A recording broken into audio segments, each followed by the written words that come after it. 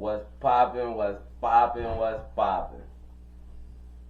Postwork presentation presents the biggest and the Reverend. My brother, how is you feeling? I'm good, man. Super Bowl week. I'm chilling. You know what I'm saying? We relaxing. I know. I'm good.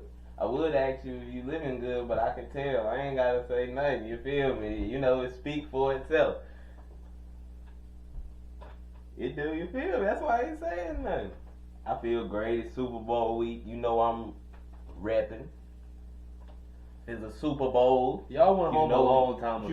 You know if there's a Super Bowl in there involved, we got something to say about it. The people got something to say about us. We're gonna be on the scene somehow, some way. You might even see one of them terrible towels waving around in New Orleans. Y'all been home. Went home a long time ago. Let it go. What that mean? Wait till next year. Your time coming. Your No. time coming, my brother. We don't Your wait time for coming. nothing. We are the standard, so therefore, whenever teams win, we must be there to congratulate them. Yeah, okay. The standard. The standard. It's not how that works. That's what you do when you got the most of them things. You feel me? You become that. You never been the standard. Always been the standard. Always will be the You've standard. never been the standard. He know it. You know it. I know it. We all know it. You about me say made me say a word I wasn't supposed to say. I've been trying to, I'm trying to slow down, especially for them F-bombs, you feel me? But you almost brought it out of me, gang. It's because your mouth, you got a dirty mouth. Don't be trying to blame that on me. Hey, look, I like how you did that. Now, I said last week, I was going to give you a week. This is the week. Quan and the Eagles versus my homie and the Chiefs. Andy Dowling plays up. Sirianni on this side. Who do you have? I'm going with us this time. What's Rocking the with score?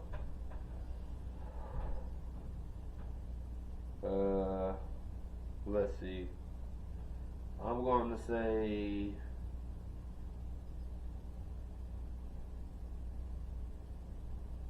I'm going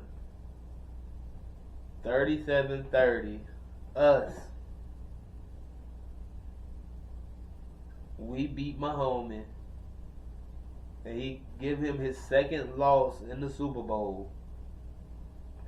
Us seeking our revenge. Defense gonna do what they need to do. Offense gonna do what they need to do. I'm rocking with us. I already know you betting against us. You just like these other guys. You gonna bet against us? No, say what you wanted to say. No. I have by a score of 34-31. Saquon runs his way to Super Bowl MVP. 150 yards, 2 tutties this week.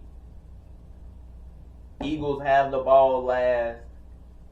Eagles score or Eagles win. It's over. Saquon. I like that. And I think it's going to end up though off a field goal. Because I think it's going to be 31-31. Y'all got it and bam. I'm going to just tell you now though, don't leave the ball in my hometown. Everybody know that. You feel me? You got to get it before we get there, or we the people going to have to see the three-peat. And we might see it, but I don't think so, and I don't want to see it. I don't want to see it either. Not on my boys. We got a chance to stop it. We gonna stop it. Let's get it. Yeah, I know you ain't going to want them boys, the same man, to beat you twice in that mud. That's already gonna have me stressed out. You feel me? Ain't it? I still have flashbacks from the last time. Look, and y'all got Saquon now, so you should be able to do it. But you know how Mahomes is with Andy.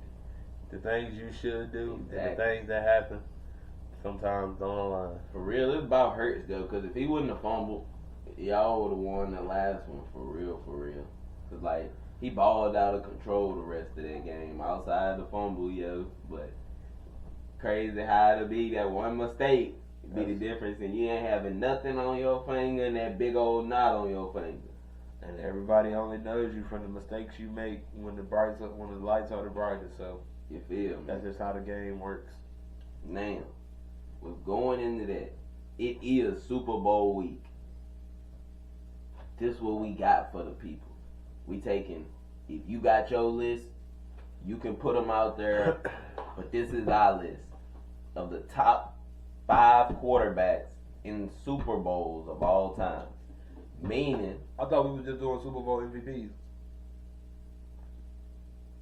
Or we going quarterbacks? I thought it was quarterback. Oh, I mean, we can do that. Quarterbacks is cool too. I ain't got no problem with that. See, you throw a wrinkle in there. I'm just asking to see, you know what I'm saying, where you at, where you was at with. That's all. Hey, look, you know what I'm saying. Now you know, I'm very quick on the fly, so you know I could probably come up with something if you already got a list made, and you feel me. We can do multiple, but well, I ain't gonna lie to you. 4 of mine is quarterbacks anyway, so you know what I mean. Okay. So I only had 1 non-quarterback in my list anyway. You know what I mean? Just for all-time Super Bowl MVP. You know what I'm saying? Like people who had the best game. You know what I mean? So I only got 4 in that list anyway. You know what I mean? Who was your list? My list. Let me get my list out for the people. Let me talk to the people right quick. Here goes my list. Make sure the people want to hear you. Talking about you talking to the people. Make sure them people want to hear you. People love to hear from the good. Sir Reverend Father Don. Him. Relax. At number 5, my only non-quarterback on the list, I'm going Jerry Rice. At 5. The performance was 11 catches, 215, touchdown to win that jump. You know what I'm saying? Him. It might have been the Tide. It might have been the Tide. He's definitely one of them him. Anyway, he number 5. Number 4, I'm giving the love to the first black starting quarterback in the Super Bowl, Doug Williams at 4. The man was trailing 10-0 in the first quarter. He came back, led Washington on a 42 unanswered points to end the game with 4 tutties, 340 yards, earning a well-deserved MVP. At 3, we got my boy, Joe Cool, Joe Montana, with a 55-10 victory against the Broncos, the largest margin of victory ever in a Super Bowl, still to this day. Joe Cool passed for 297 yards on 29 attempts on 22 completions. The man recorded a Super Bowl record of 5 touchdowns, earning his 3rd and final Super Bowl MVP. Now I got to go. This one I was debating, and I was gonna put somebody else on this list, but I just ended up going with that boy Steve Young for the 49ers. That man willed his team to a victory after they let go, after Joe Montana was on and doing his thing. So the man, Steve Young, threw for 6 tutties, and he also rushed for 49 yards, making, at that time, the first player served as both the top rusher and passer in the Super Bowl, which I still think that record holds to this day. And last but not least, this was debatable. Mm-hmm. I wanted to put somebody else right here, and I really thought about this for a while, but I hate to do this to all my friends, but I have to put when Tom Brady came back on the Falcons in the Super Bowl when he was down 28-3 at the 3rd quarter. The man went sent the game into overtime and won. The man finished with 466 yards and 2 touchdowns, winning 34-28. That is my number one Super Bowl MVP performance. I just got it there. Now, We about to have. do you have? I know you got problems with my list. I do. You know what I'm saying? So go ahead and tell me why you don't like my list. Well, because There is no way that Eli Manning is not on your list. See, and that's why He stopped undefeated. There is no way he can't. What are we doing? But the way he played, I can't say, even though he played great, I wanted to put him on this list, but I had him as an honorable mention. That was my honorable mention. Stopping a perfect season. This would have been the greatest team we ever seen. You know they had the ticker tape ready. Man, look, just because you stop a guy, that don't mean you balled out of control. It do. That don't mean that. Look, if it weren't for Eli Manning, Tom Brady right now might be undefeated in Super Bowls. Man, no, because we beat him in the Super Bowl. That's one Nick time. Foles beat him in the Super Might. Bowl. You know what I'm saying? Might.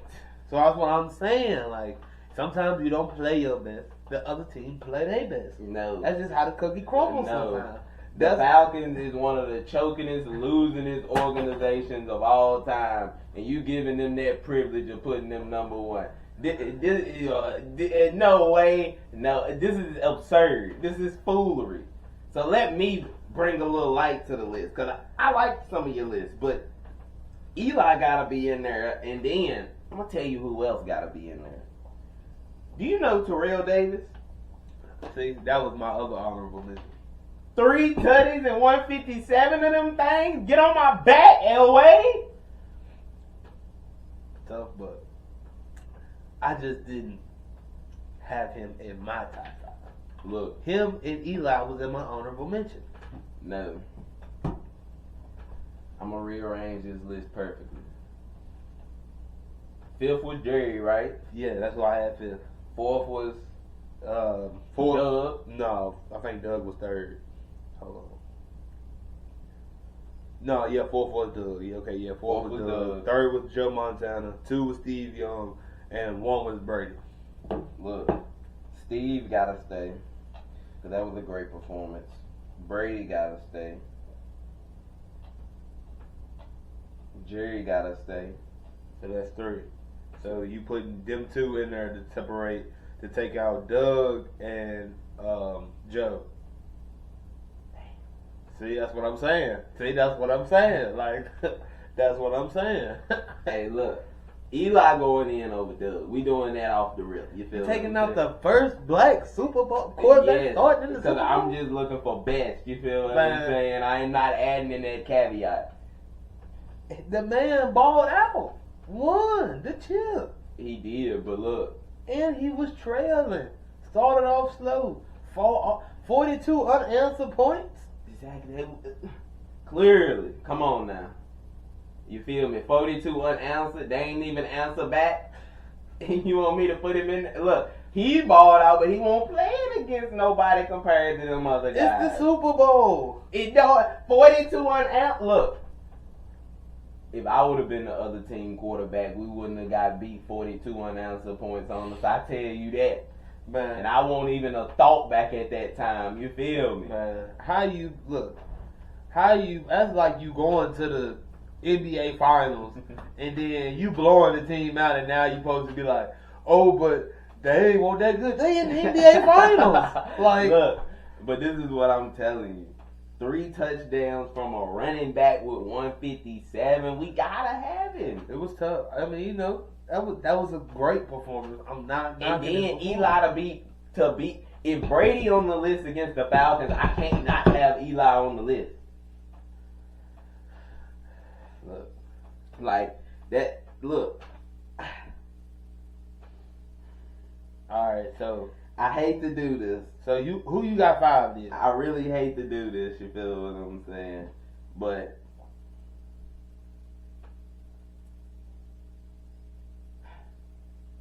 Joe Montana gotta stay. Jerry Rice gotta be the one to go. 3 touchdowns is way greater than his 1. Get on my back. Bam. The man had 215. 157, 3 tutties, and he toted that pill 30 times. Get on my back. Man, I feel that. 30 carries though. You give my boy Saquon 30 carries, he averaging 250. He ain't Saquon. 200, 250. I'm just saying. Now, I do understand it's a different game, different time. You know what I'm saying? Different era. I understand all of that. That's why I'm saying in a run-heavy league, the man went for 11 catches, 215, tutty, Super Bowl. Who's throwing him the pill? Montana. But still, like... You have the greatest quarterback in the history of the Super Bowl throwing him the pill. You think he got there by himself? That man Jerry was always open. You can't throw again. I can go out there and throw him the football. I can go out. Come on, Smith. Let's go out there and throw Jerry the football. He always open. Hey, look. This is what I'm telling you. You could have took about 10, 15, 20 receivers. They all would look.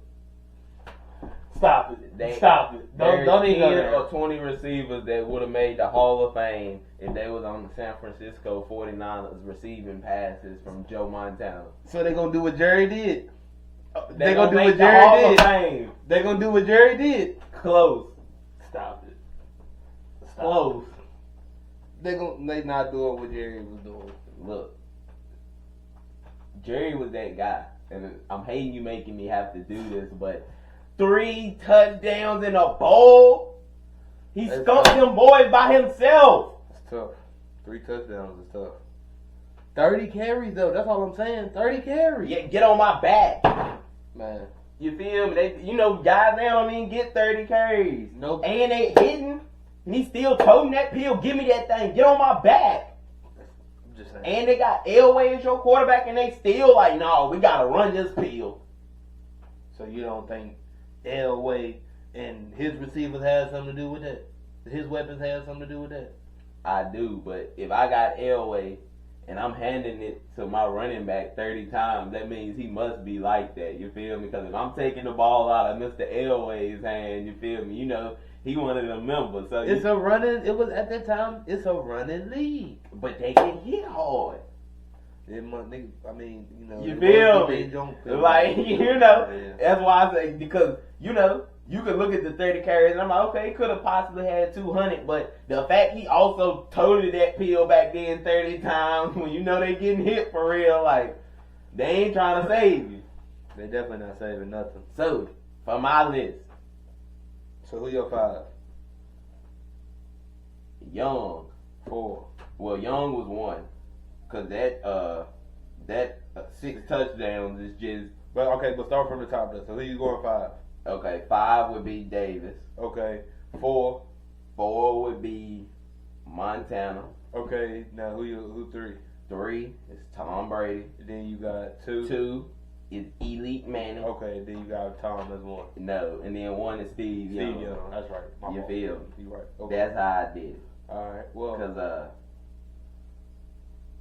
if you just talking about a one individual performance, there's no way 6 touchdowns don't get you number 1. Like, hey, I ain't gonna lie to you. That's crazy. It definitely need to be up there. Like you feel what I'm saying? Like 6 tutties. If it ain't close, 1, 2. You feel what I'm saying? Like I don't even know what else you want people to do. You feel what I'm saying? Like this is true. And then, like I say, coming back from 28 to 3, that's also incredible. So gotta have that somewhere. Beating the undefeated off a game-winning drive with all the pressure in the world on your back. Nobody believing in you. Everybody saying, you ain't your brother. You ain't your brother. And what did he do? He said, I can kick Tom's ass in the playoffs too. Yeah, I ain't gonna lie. I had him and Davis as my honorable mentions. I figured that. Because the closer you got up there, and I know you an Eagle too, so I know you don't really like Eli when it come down to it. You know that Eagle in you, you're coming out a little bit, you feel me? Because, you know, you done beat Tom once and he done beat you once, so you don't really hold too much against Tom. But, you know, Eli got more rings. Yeah. He represented than what team. you didn't sing. So, you know, it's like, you don't like them guys. No, and it was like you said, they were putting foot in us for a little bit. You know, we was trading it, you know what I'm saying? Like, you know what I mean? It was battling it out. It was either us or them. You know what I'm saying? So look, that's why I say y'all got a good little division too, you feel me? yeah. That's what makes the divisions good when the team, you feel me? And it's like good rivalry. Yeah, they be good. They don't be playing like the Bears and, you know what I'm saying? Something like that. They be playing, you know, man, they play a garbage team. Yep. And from where people in y'all's division don't even win the division typically like back-to-back years in like 20 years. So it's like somebody always around that corner trying to catch up. Yep. Trying to knock the dough in. Yep. Now, I'm going to tell you.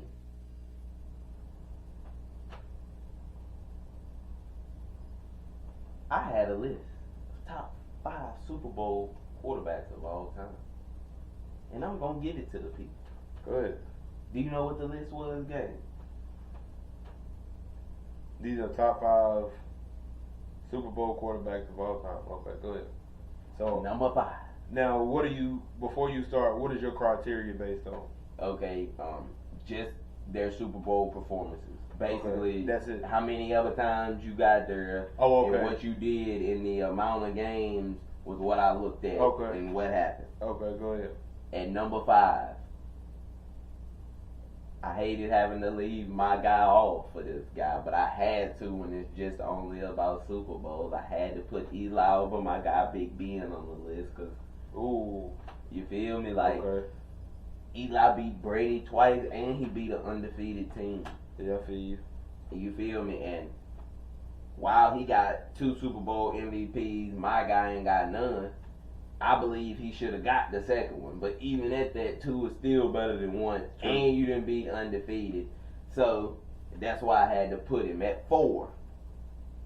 I had the guy who, if he wins this Sunday, will go to numero uno on my list. Mr. Pat Mahomes. Okay.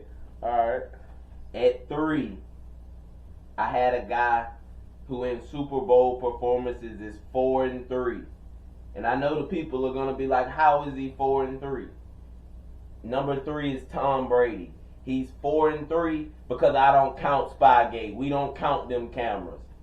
He was doing the same thing we doing right now. He got the camera rolling. I don't count them. I count the ones after that. Man, 4-3. That man 7-0. Man. 4-3. That man 7 of them things. Like, I don't know what you want. He's 7 of them things. Look, this is what I tell you. You won't even play a game with a person and let them know what you run. So if you know what the other team running, we cannot count that as official. NFL, you should have went back and took them Super Bowls away. You reaching. You should have went back and took them Super Bowls away. They fake, they ain't real, and they exposed. I exposed it. Now, to the number 2 on that list. 4 of them things. 2 MVPs. No interceptions in the 4th quarter. Touchdown every 4th quarter. 1 Terry Bradshaw. And numero uno. I knew you was going to put a Steeler in there somewhere. He 4-0 in the Super Bowl. How? What you mean? I knew you was going to put a Steeler in there. Of course, he 4-0. He gotta be in there. And numero uno is also another man that's 4-0. But this man ain't even threw not 1 interception throughout the whole Super Bowl. 11 touchdowns. I do realize he was throwing to that boy Jerry, but he was also him too. Joe Montana. So when I'm talking about he is him too, you talking about? Because look, this is all I'm saying. If the quarterback and the receiver is on equal level, it's easier to find another receiver that the quarterback can throw to than the receiver to find the quarterback that's gonna get him the ball. Man, the man had 1,000 yards with the Raiders, man. Like, And look, they had some quarterbacks though. I'm pretty sure they had Rich Gannon. I'm just saying, man. Like, you know, that was back when the Raiders won these Raiders, you feel me? They was the, you know, pretty good Raiders. I'm just saying, it don't matter who throwing that man a pill, he going to get it. But not like he was in that Super Bowl. That was ridiculous. Yeah, you feel what I'm saying? Like, That man was like, you can't guard me. Nope. 11, 215. I bet whoever was guarding him was mad as hell. Like, man, he lighting my ass up. Like, lighting me up. Ain't nothing I can do about it. Nothing. Nothing you can do when you was getting left in the dust. Like, it's not a thing you can do about it. So, that's just how it is. Is there any adjustments that you would like to make? Or you gonna let my list stand? I don't like the list, but Why you don't like the list? I also haven't. I don't know all the Super Bowl quarterbacks. I haven't studied all of them, so I can't. You know what I'm saying? Really be right here. You know what I mean? Going at your list, but the list sound just. Me knowing you, the list sound funky anyway. You know what I mean? Because I already knew when you were saying you was putting somebody over Ben, it was gonna be funky because you. I always know you like to put your guys in them top slots. But look, I must also be realistic, and there was no way under there's nothing that I could use under any criteria to put that man over Eli in just Super Bowl performances.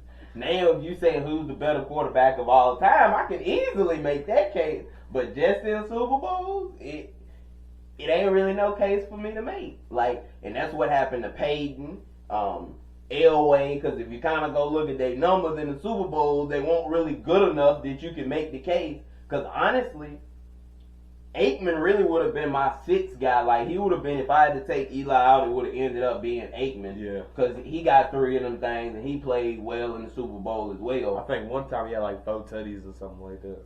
So, you feel me?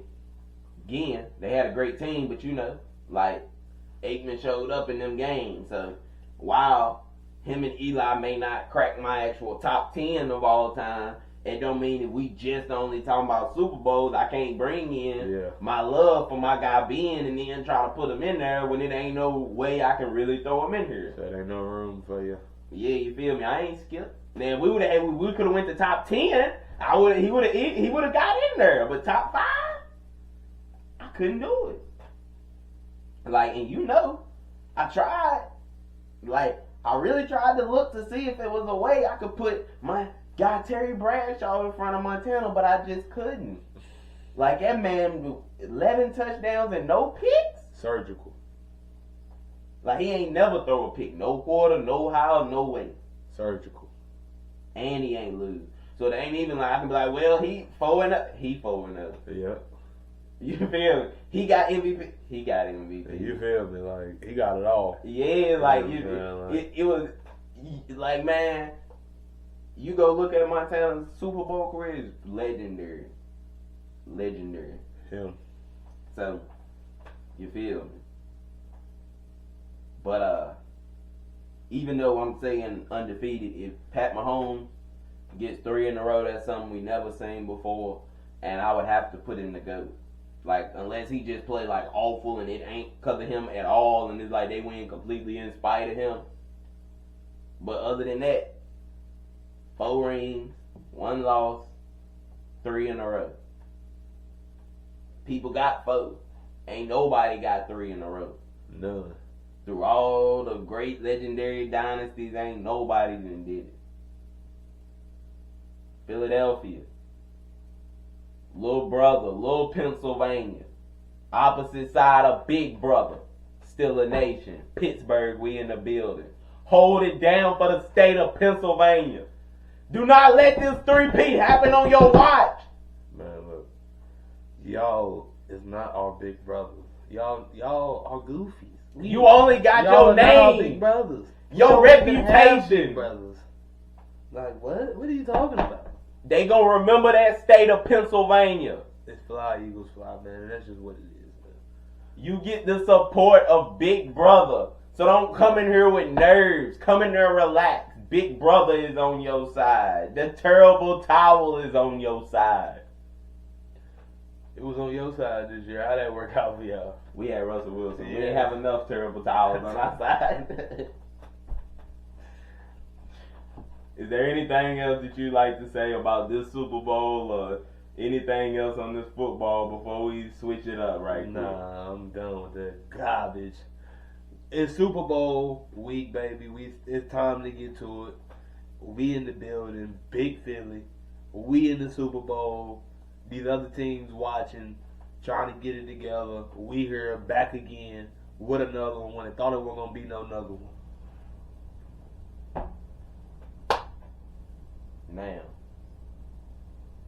on to the association, the NBA.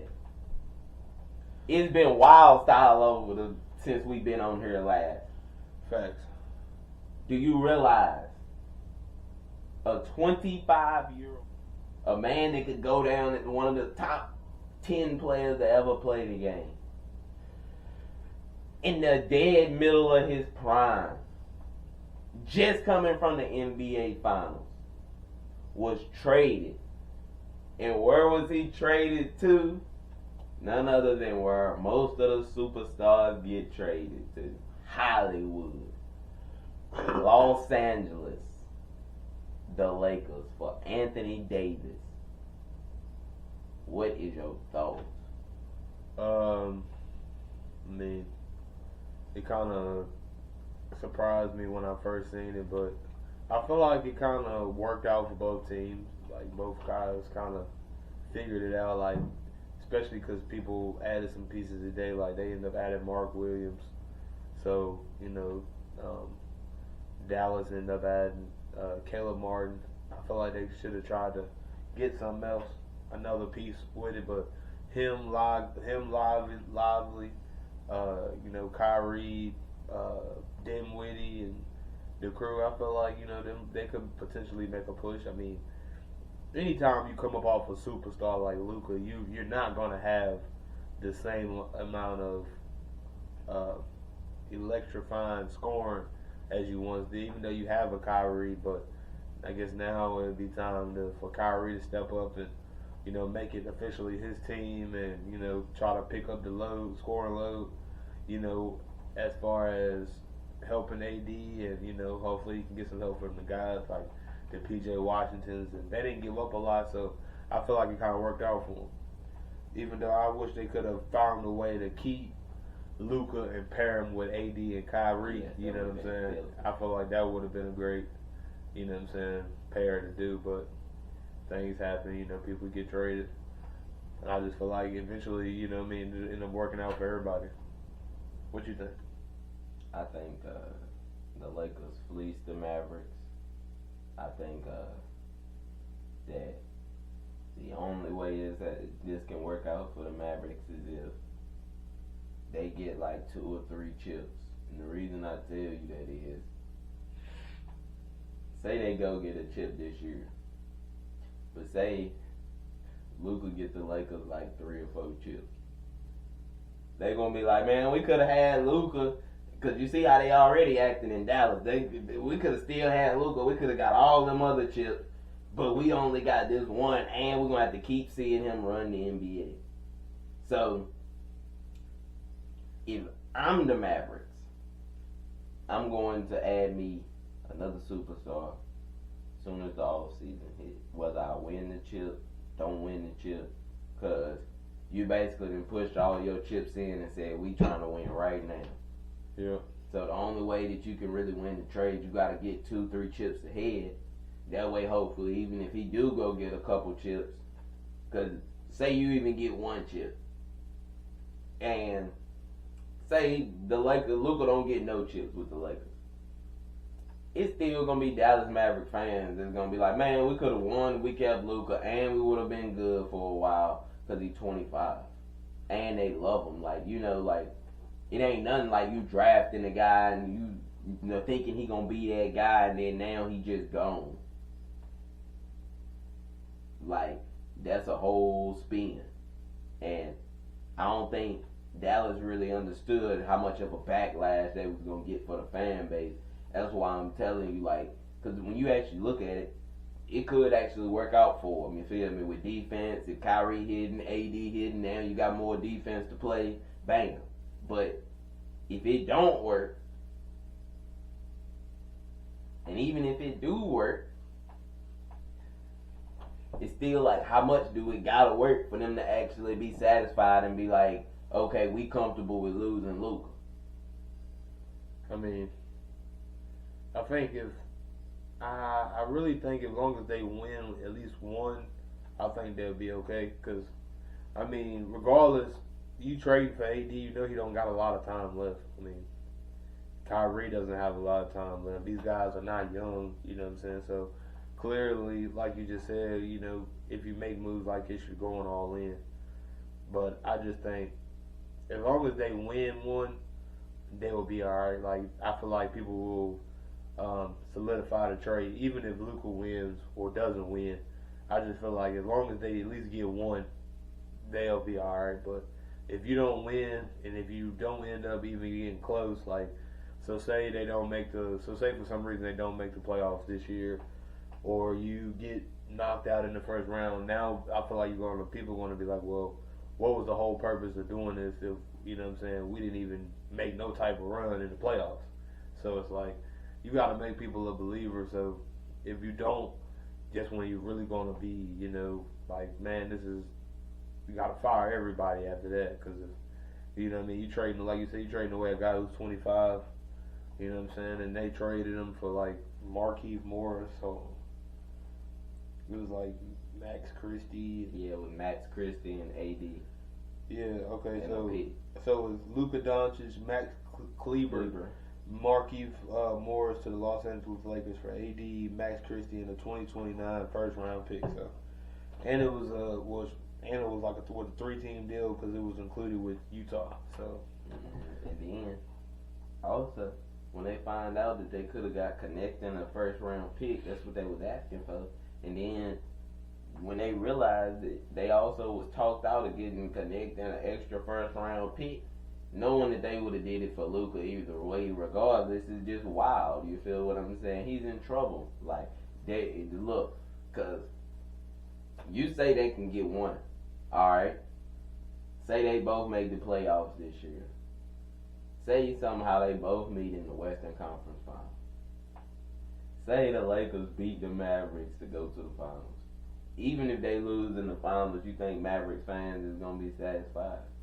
I mean, probably not. You lost to them, but me personally, the way the team is built with the Lakers, I just don't see how they really even make it to the chip. Really, I would agree. So, but the reason I say that, okay, what if they see them in the first round and beat them? Then that'll be, you know, you still have a problem because, like I said, but I've already said that if you lose in the first round, you know what I mean, regardless of who you playing, you're gonna have a problem. So that's why I said you gotta win one, regardless of who you play. You know, whoever you lose to or play, you gotta win at least one. That way, you can at least say, well, you know, we made this trade because we were trying to win right now, and we won. You know what I'm saying? When we were trying to win. So I mean, I understand. You know what I mean? People don't want to like be having losing seasons. You want to stay competitive, but at the end of the day, this is an up and down league, you know what I'm saying? Regardless of whatever league you win, there's always going to be up and down. Nothing's going to be steady, you know what I mean, for sure. So I just feel like as long as you can, like I said, at least get one, you know what I mean, you probably need to win within about 2 or 3 years, you know what I mean, like close to right now, you know what I'm saying? So I feel like if you, outside of that window, you kind of are, you know what I'm saying, chasing something that's probably unrealistic, you know what I mean? So that's my take on it. That's how I feel. Okay, look.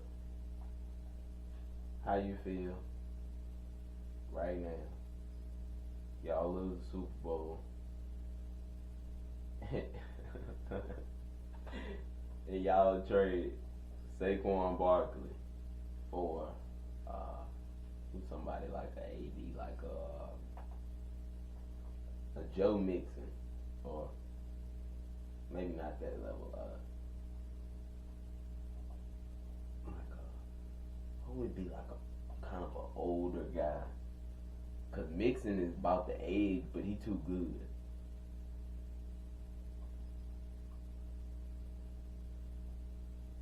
Okay, you get the point. An older player who's a guy but not looked at as that guy.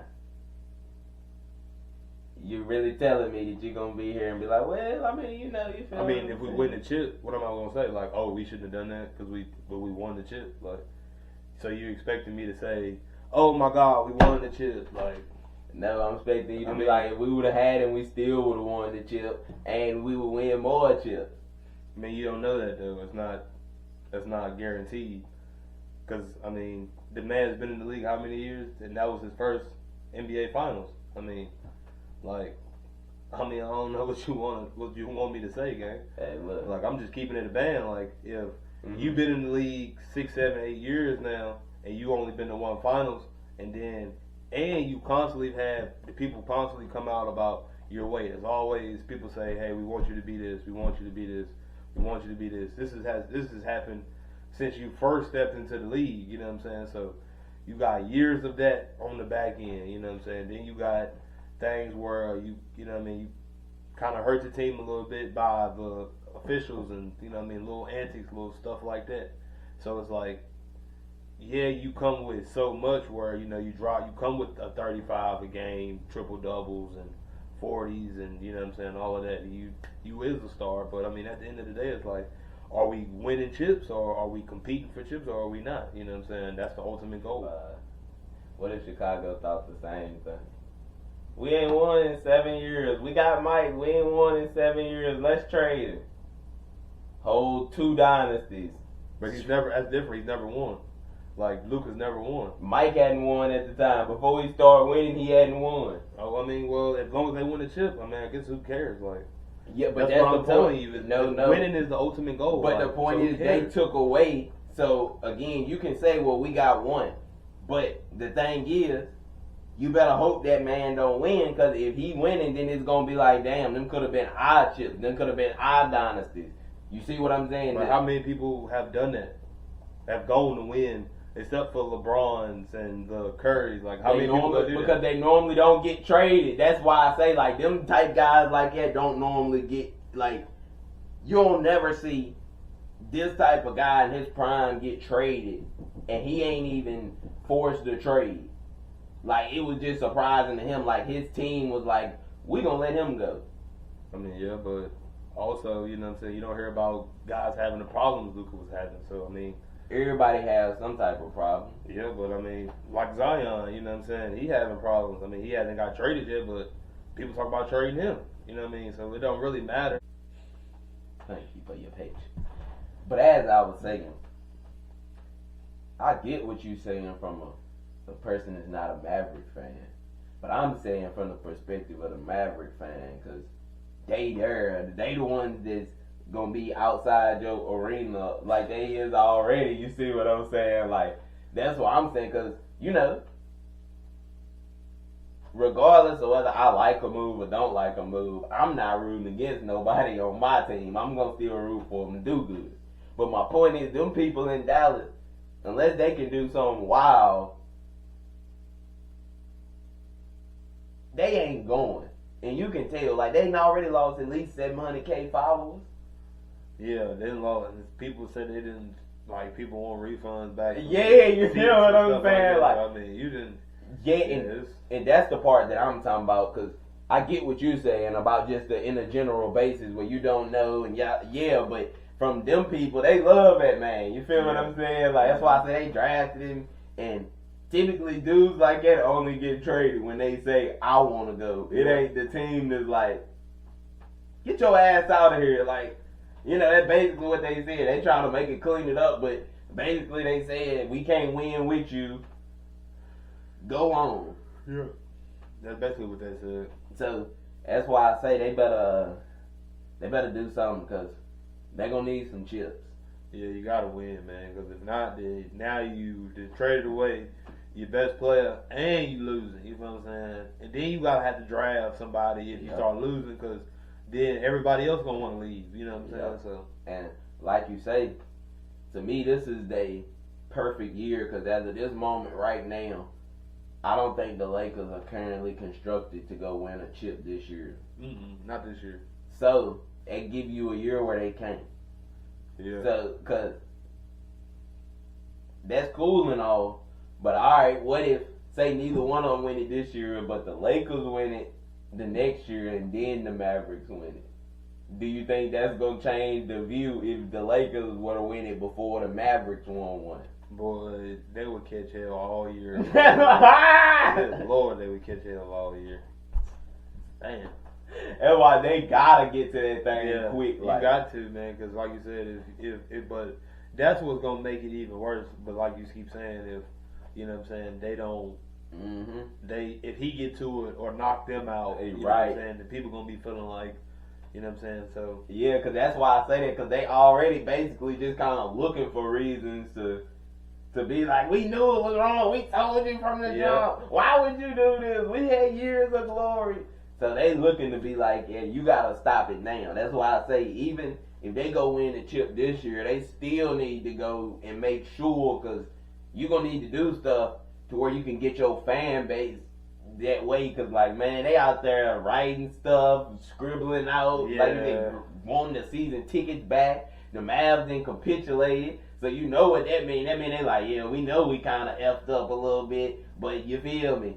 We're going to deal with the brunt right now, and hopefully in the long run, y'all see the picture. It's just wild, though, because the Mavs that came out and said, well, Mark Cuban has said he'd rather get a divorce than to trade Luka, you know what I'm saying? So it's like, but even though he gave up most of the team, you know what I'm saying? So it's crazy. I don't think he knew. I don't think so either. Because he said, like you said, he'd rather trade his wife than to trade Luka. Yeah, you feel me? Ain't no way with Luka actually making the finals last year, Cuban would have been like, man, I think Luka ain't going to be that guy. He ain't the majority on. So if you think about it, and they basically only kept it within a small select few of people. That's why it never got out. So therefore, I don't think Cube knew. Like, I really don't. And because when they asked him about it, he was like, go Mavs. Because at the end of the day, I mean, I wouldn't have done it myself. I'm just going to go ahead and clear the air. I wouldn't have traded him. You feel what I'm saying? And I said I wish you could have found a way to get AD with Luka and Kyrie. You know, he was a piece missing. Yeah, that's what you needed. You know what I'm saying? You didn't need to give up Luka, but I'm just saying, in order for you to have any type of credibility going forward, as far as with other players, with your fan base, with people, with coaches around the league that see, you know what I'm saying? If you win, people can at least say, okay, yeah, they did give up Luka, but they won, you know what I'm saying, right now, you know what I mean? So, and that's what they were trying, that was their ultimate goal. So it's like, and then you go from the pressure being on you to where now it's on Luka, to where it's like, well, if they win a chip or win chips, and you don't, then they're going to be like, well, did they really make the good move? Everybody just thought that. So that's why you need to hurry up and win. That's why, for real, and this is going to go into some other news.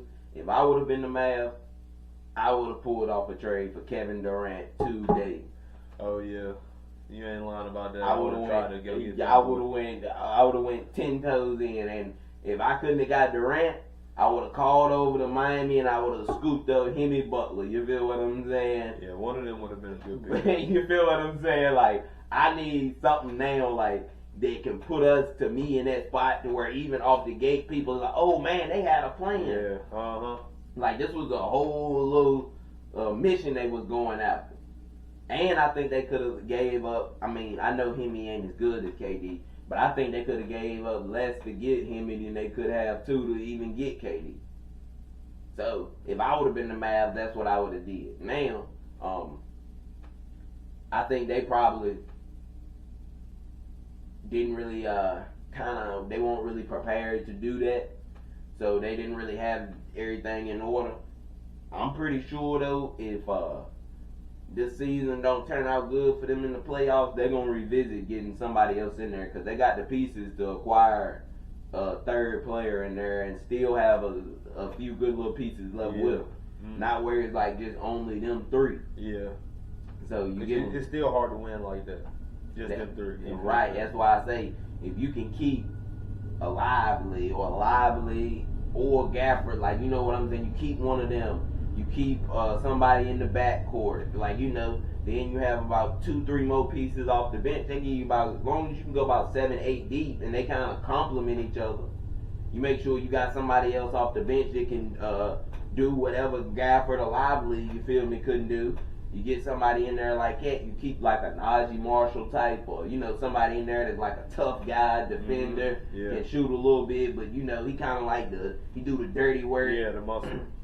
You feel me? You could put him on other people. And that's why I say, though, man,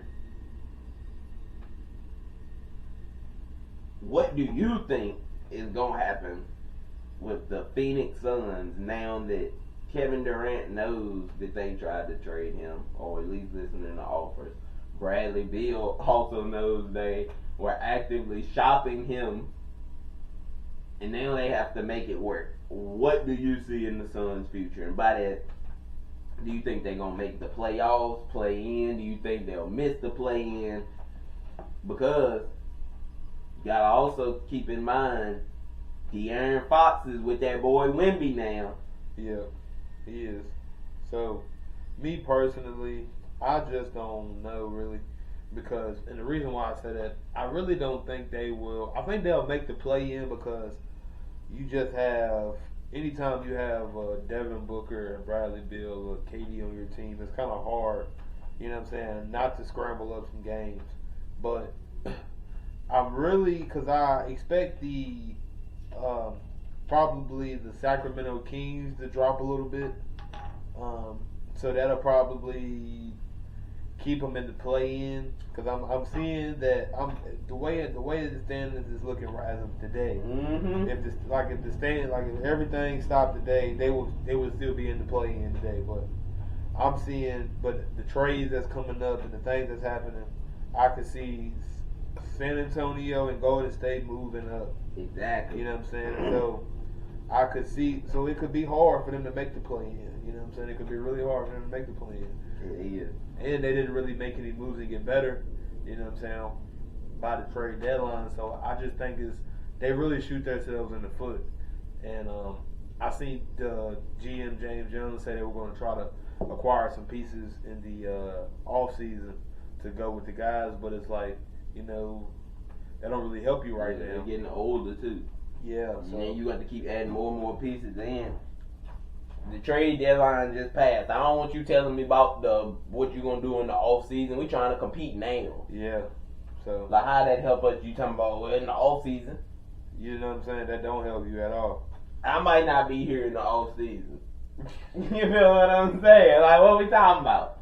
And you traded Nurkic. You know what I'm saying? So it's like, yes, and you dumped the first to trade him. Yep. And you didn't, like, they got back pieces that they can cut and save to get under that second apron next year, but that ain't gonna do nothing for them this year. About to say, because they traded it for, like you said, they traded them to the Hornets for Nurkic. The Charlotte Hornets gave up Cody Martin, Vasily Micic, and a 2026 second round pick. So, like I said, you didn't really get better. That ain't even Caleb Martin. Yeah, you know what I'm saying? So, which we seen, he went to the Mavs. He got added to the Mavs in the team deal. So, I just think that it's going to be hard for them guys because everybody else is getting better, and you know you already was having trouble right now. So they can still make the play in, but it's going to be hard because you know you got them guys that's Yeah, they come. Yeah, I think they get to the play in and probably lose in the play in. I believe Golden State and the Spurs both is going to get to the play-in too. Yeah, that's what I was about to say. I see them boys coming. I know the Kings is going to end up falling out. Yeah. That other spot, though, that's about to be somebody hurt. Because That could be the Clippers, Minnesota, the Mavericks, yep, or the Suns. or the Lakers. The Lakers Or the could Lakers. fall. You know, because the Lakers also traded Cadet, Reddish, and a 2031 unprotected first round pick and a 2030 pick swap to the Charlotte Hornets for the center, Mark Williams. So even though you did get a big man, you gave up two of your wing players, you know, young guys that were helping the team, even though, you know, you're in the 5th seed, you know what I'm saying, right now. So you weren't doing bad, you know what I'm saying. You're on pace to make the playoffs. But I just feel like, you know, it's going to be hard now that you give up AD. You know, I feel like AD was a good piece for them because that was a lot of your defense. You know what I'm saying? Your person that was protecting the paint. And not saying that Mark Williams is not going to protect the paint. I'm just saying AD is a more versatile defender. You know, wing, you know what I'm saying, in the paint. So it's like he spreads the floor. Even though, you know, and AD was having one of his best years this year, you know what I'm saying? Averaging for like 40 and 25. That's what I was about to say. He's averaging close to 30 points a game, you know what I'm saying? He's averaging close to, you know, 15 rebounds a game. So when he does, and he's played a majority of the games this year.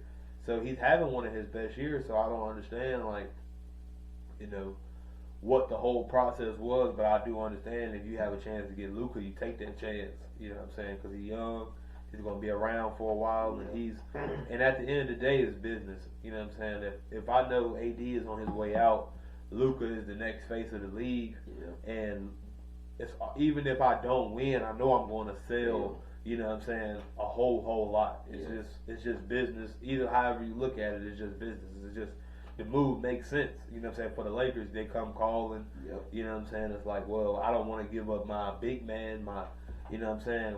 He's really probably, I guess you could say, our best player on the team. Between him and LeBron, you argue with a wall till you blue in the face. But I mean, at the end of the day, you got it's either them or it's nothing. You know what I'm saying? So now you got Luka and LeBron. They're not the same player, but they kind of have similar styles of play as far as they like to both hold on to the ball, both ball dominant. You know what I'm saying? Luka makes his teammates better. You know what I'm saying, by the assist he gets, but you know what I'm saying, which is something that AD doesn't bring to the team. But LeBron also does. He's also a facilitator. You know what I'm saying? So I am curious to see about does Luka play more off ball, because LeBron can play on ball and you know Luka can spot up and you know what I mean shoot the three, but Luka likes to dance. You know what I'm saying, with the ball as well. He's not really a catch and shoot type of player, even though he kind of did that his last few years with Kyrie in Dallas. But, you know, we're talking about different players, different styles of play, different things you have to factor in. LeBron is more of a slasher, even though his last few years as he gets older, he's become more of a better shooter. But at the end of the day, we know where his bread is buttered. You know what I'm saying? So it's like, how are we getting better overall for the team's sake? You know what I'm saying? So I'm just excited, you know what I mean, to see what is going on. So because it ain't like the Lakers was the Thunder and you like, well, damn, we the 1 seed, so we could possibly go get a chip and not worry about it. But when you get that call and we in 5th and it don't look like we competing to be able to really realistically win a chip, we gotta make that trade. Cause like you say, that's gonna be money, that's brand, that's us being able to put this out there, another Laker, you feel, another Laker legend, you feel what I'm saying? That's probably going to get them free agents now once Braun leave and they get some money. Like, so, you know, the Lakers, to me, that was, like you said, that was definitely what was in their best interest. Like I say, I think the Suns going to make the play-in, but I could see a world where they don't. Sad to say. Because you got Sacramento sitting in the 9th seed at 25-25. Phoenix with the same record, and Golden State with the same record. So two of those teams made trades. One of those teams, as you could say, got better. One of the teams kind of did what the Bulls did. I don't know what they were thinking. I wouldn't have done that. Now, when I say that, you know, so everybody has, you know. Hold on before you get there. you do realize the Trailblazers have won 9 out of their last 10 games. Mm-hmm. Do you think the Blazers will be a factor? No. How much further do you think they're gonna keep winning before they slip, or do you think here very soon they're about to tail right back off? Yeah, usually about the All-Star break, people start ramping it back up. You know what I'm saying? So All-Star break is approaching. I feel like they're gonna start ramping it back up. So a lot of teams are gonna start ramping it back up before the All-Star break to try to get that last push. So I don't really feel like, you know what I mean, the Trailblazers are a factor. If they do, that would be totally surprised to me. I would have lost my house and, you know what I'm saying, everything, because I would have bet the house on them that they wouldn't make it. So I don't think they're going to make it, but I do think that they could be one of them teams that could cause a team like a Phoenix or somebody to miss a playoffs. If you mess around and lose a game or two to them through that stretch after that All-Star break, I think they can end somebody's season, but I don't see their season continuing either. Mm-hmm. Now, what were you gonna say about I think it was Okay, Chicago? So as we all know now, Fox went to the Spurs in a multi-team trade deal that moves the Bulls, Zach LaVine to the Kings. You got DeRozan, De'Aaron Fox, Jordan McLaughlin to the Spurs. The Kings get Zach LaVine, City Cisco, 3 first-round picks, 3 second-round picks, and the Bulls get Zach Collins, Trey Jones, Kevin Huerter, and their own 2025 pick back from the Sacramento Spurs. Not the Sacramento Spurs, the San Antonio Spurs, excuse me. So basically, and the Bulls also signed Lonzo Ball to a 2-year, $20 million extension. So it seems like they're gonna try to, keep him, and they like what they're seeing from Lonzo right now. So That's the part I don't get. Because it seemed like you made a trade to where you don't want to win. Well, if that's okay and that's the case and you're trying to rebuild, why not go ahead and get rid of Lonzo and Kobe White too and then actually just rebuild? Why would you get rid of Zach LaVine and then go pay Lonzo? And you only got one pick back.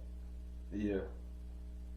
So you got a bunch of people were really trying to get rid of. Yeah, you see what I mean? You got people's rejects. Yeah, so the Bulls still yet to figure out what they're doing as an organization. Yeah, that's why I think they had their center on the block, like on the trading block, but they didn't move him. Yeah. So I'm not really exactly sure what they could have got Boo out of there too. Yeah, because they said people were calling about it. So. Yep, like that's why I say all them people shouldn't. If you gonna get rid of LaVine for that, I don't see why you still got them people on your roster, because you gonna still be better than the bottom of the barrel, and you ain't really gonna you gonna get your pick back, but unless you get lucky, it's probably gonna be around 12, 11, 10 in the draft. Yeah, that's true. That's definitely true. So, I don't really know, what I'm saying? Like I said, I don't know. They usually pick around that spot anyway. I think that's where they picked, was it Patrick Baldwin? Is that his name? Patrick Williams, sorry, excuse me, not Baldwin, Williams. And then Wendell Carter, they picked him, you know what I'm saying? And the same, yeah, but it's because they keep doing the same thing. Yeah. They keep doing, this middle of the pack to, bottom of the pack, but, they not sorry enough to be at the bottom, but you good enough to... You gonna be in that mid tier that ain't even really making the playoffs or just miss it. Yeah. Bam. Unless you get lucky in the draft, you ain't really getting nobody that's life changing typically at that spot. That is true. But another team that I want to talk about is another team on many teams that made trades that I want to talk about is, what do you think about the Milwaukee Bucks trading Chris Middleton, AJ Johnson, and a pick swap to the Washington Wizards for Kyle Kuzma, Patrick Baldwin Jr., and a second-round draft compensation? Do you think this elevates the Bucks, or do you think that the Bucks are still, they didn't really get better, they didn't really get worse? Do you like the Kuzma trade or not? I think it's irrelevant. I didn't really see no difference before they had Middleton to when they have Kuzma. And they had a Jericho Sims, you know what I'm saying, for the long right. So, just throwing that out there. Yeah, nothing there. To me, Kuzma may be better than Middleton. If you're looking for like an overall season, because he'll probably be there more. If it come playoff time, I don't trust Kyle Kuzma at all. Like, not at all. And, yeah, I don't really see them improve. I still kind of think about the same thing for the Bucks that I was thinking before the trade happened. So, like, it don't really do nothing different to me. Okay, so the Bucks currently sit 5th in the East at 27-22 right now. So, when you look at the Eastern Conference, who do you expect to drop and who do you expect to stay? I expect the Pistons to take the Heat spot. I'll say the Pistons will rise? Yeah, the Sixers are gonna rise. Okay. I don't know how far. They're currently in the 11th seed Mm-hmm. at 20-30 for people that don't know. Yeah, I don't know how far, but they'll at least make the play-in. If Embiid, Maxey, and George was healthy, they could make it out of the play-in, but I doubt they'll do that, so they'll probably end up in the play-in. Chicago's definitely going to be the one to fall out. And I think Detroit, Orlando, and Philadelphia will be the playoff teams, and Miami go miss it this year through the play-in, and then Atlanta will also miss it through the play-in. Okay. And speaking of a team of Atlanta, they also made a trade. They traded DeAndre Hunter to the Cleveland Cavaliers for Karis LeVert, George Niang, and 3 second-round picks and 2 swaps. So, do you think? Now, I'm asking this question. This is more for the Cavaliers. Great move for the Cavs. So that's what I was about to say. So, do you think they got better? How do you feel about that? Great move because they need more wings. And while I like Karis LeVert, he inconsistent. True. And he don't play the type of defense Hunter play. When you're trying to think about going against the Tatum and Brown combo, even with Derek White and Holiday, you need forwards. You feel me? Especially with having Garland and Donovan out there, you need that height. Facts. And that's something now that's pivotal when you can go Garland, Mitchell, Hunter, Mobley, Allen. That's a nice 5. Yeah, that's a good 5. And we was having this conversation on a few episodes back. I didn't really know who they would get that wouldn't mess up the feng shui like we were talking about.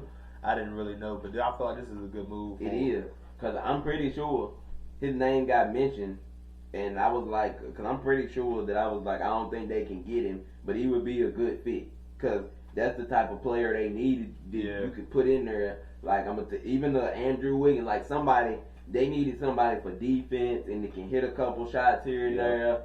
And you feel me? He kind of tall and long, and Hunter fits that mode. I think that was one of the better under the radar trades that happened to me. Yeah, I liked that one because I just felt like DeAndre Hunter is a good 3 and D player.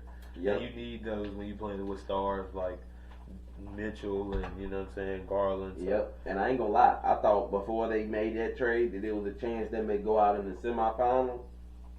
Now, I'm pretty sure them boys heading to the conference finals. You think they'll see the Celtics, and you think they'll play the Celtics in the conference? Yep. The only thing that could possibly put a monkey wrench in Cleveland is if somehow the Sixers end up as the 8th seed and they're healthy. Because if healthy, I still believe it would be Boston and Philadelphia, like I said at the beginning. So to me, that's about the only thing that could kind of throw that awry. And from where they would possibly be facing them earlier than facing them later, they may actually be healthy when they see them. You see what I'm saying? Where, that's my thing about it. Yeah, see, I really think that the Bucks made a good move, and I just think Giannis needed a little bit more help. I just think that was it. Because we've already seen, as long as Giannis has a little bit of help, what he can do, he's gonna carry the rest of the load. So then you went and got him a Kyle Kuzma, which helps out a whole lot as far as taking some of the pressure off, as long as he can continue to stay consistent, and do what he's supposed to do. But I just think that Milwaukee's on the verge of going back to the chip, I think they could come out the East. They could give the Boston some trouble, but I just feel like it's going to take a little bit of luck, a little bit, because the way Boston is loaded.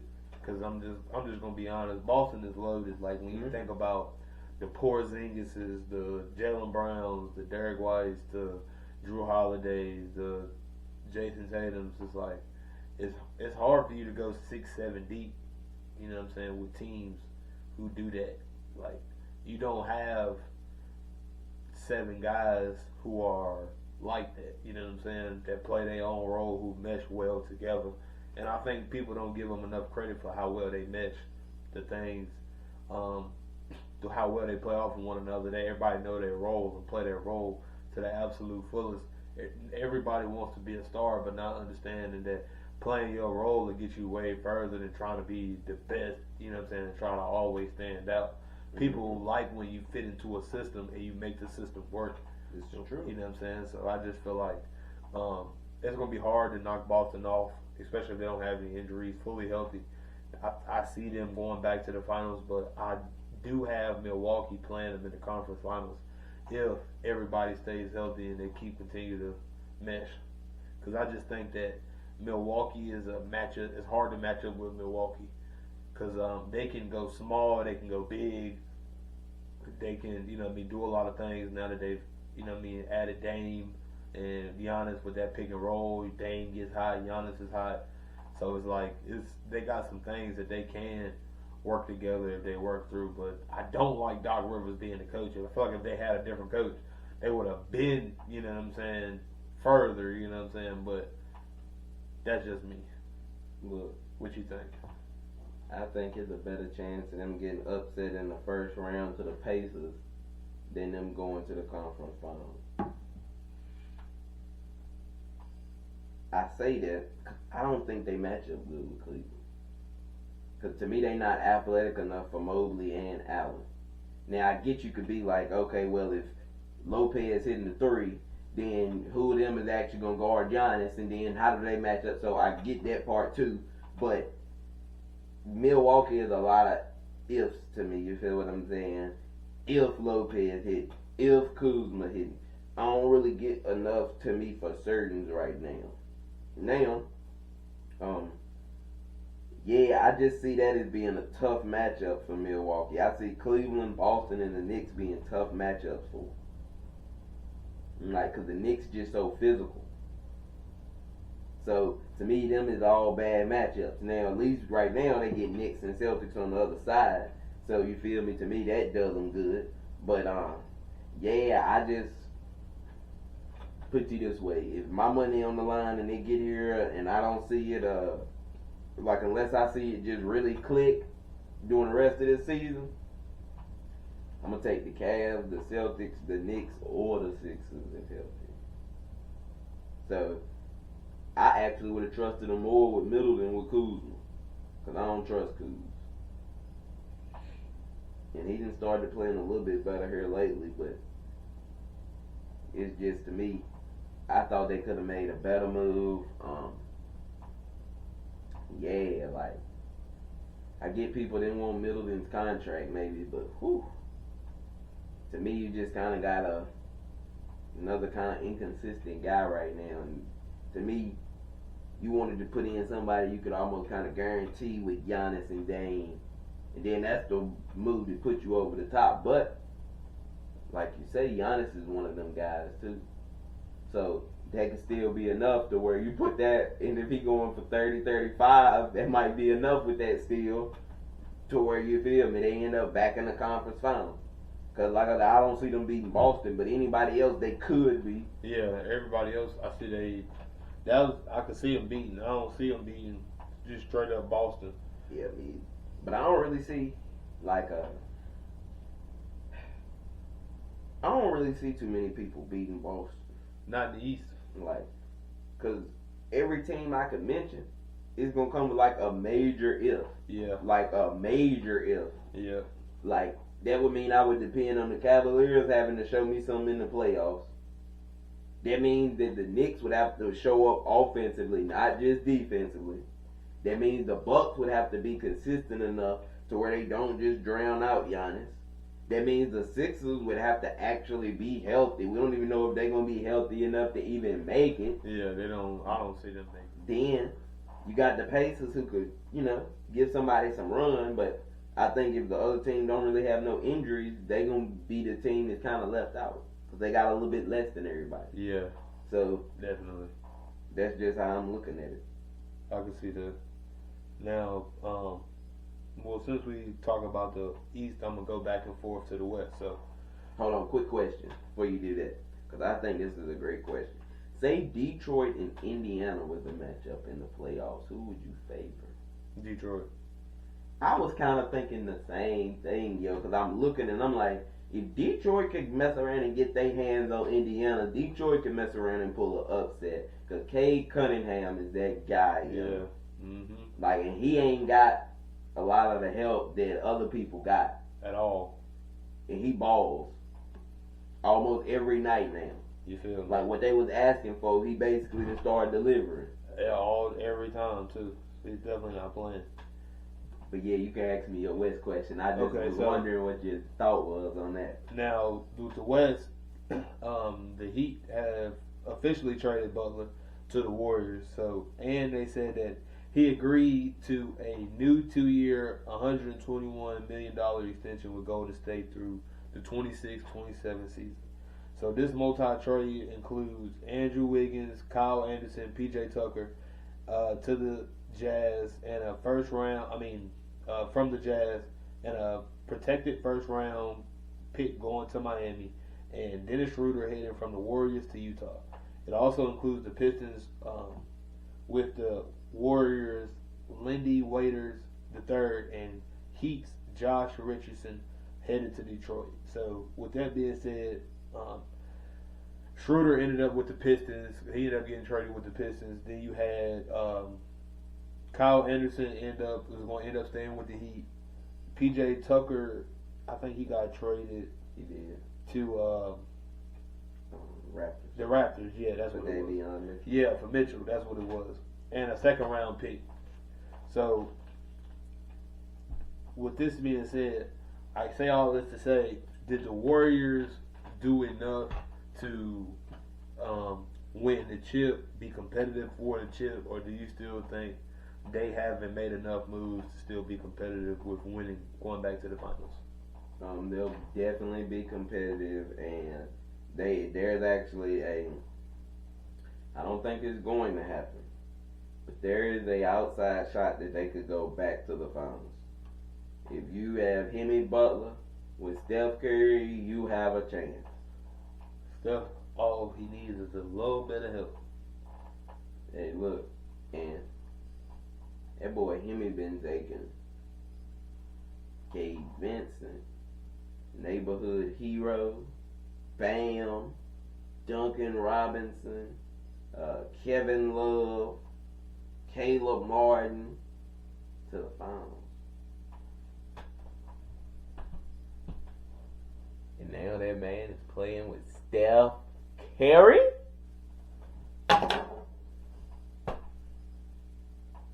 So you got them going back to the chip?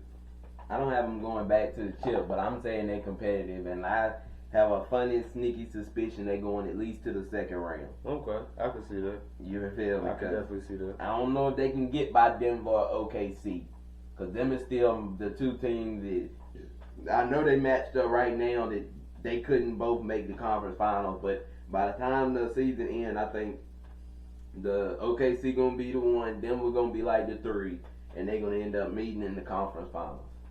Now, if they stay on the same line, that's going to open it up for somebody to meet, because now that's going to bring on a team like maybe a Golden State, a Memphis, Dallas, somebody like it. Yeah.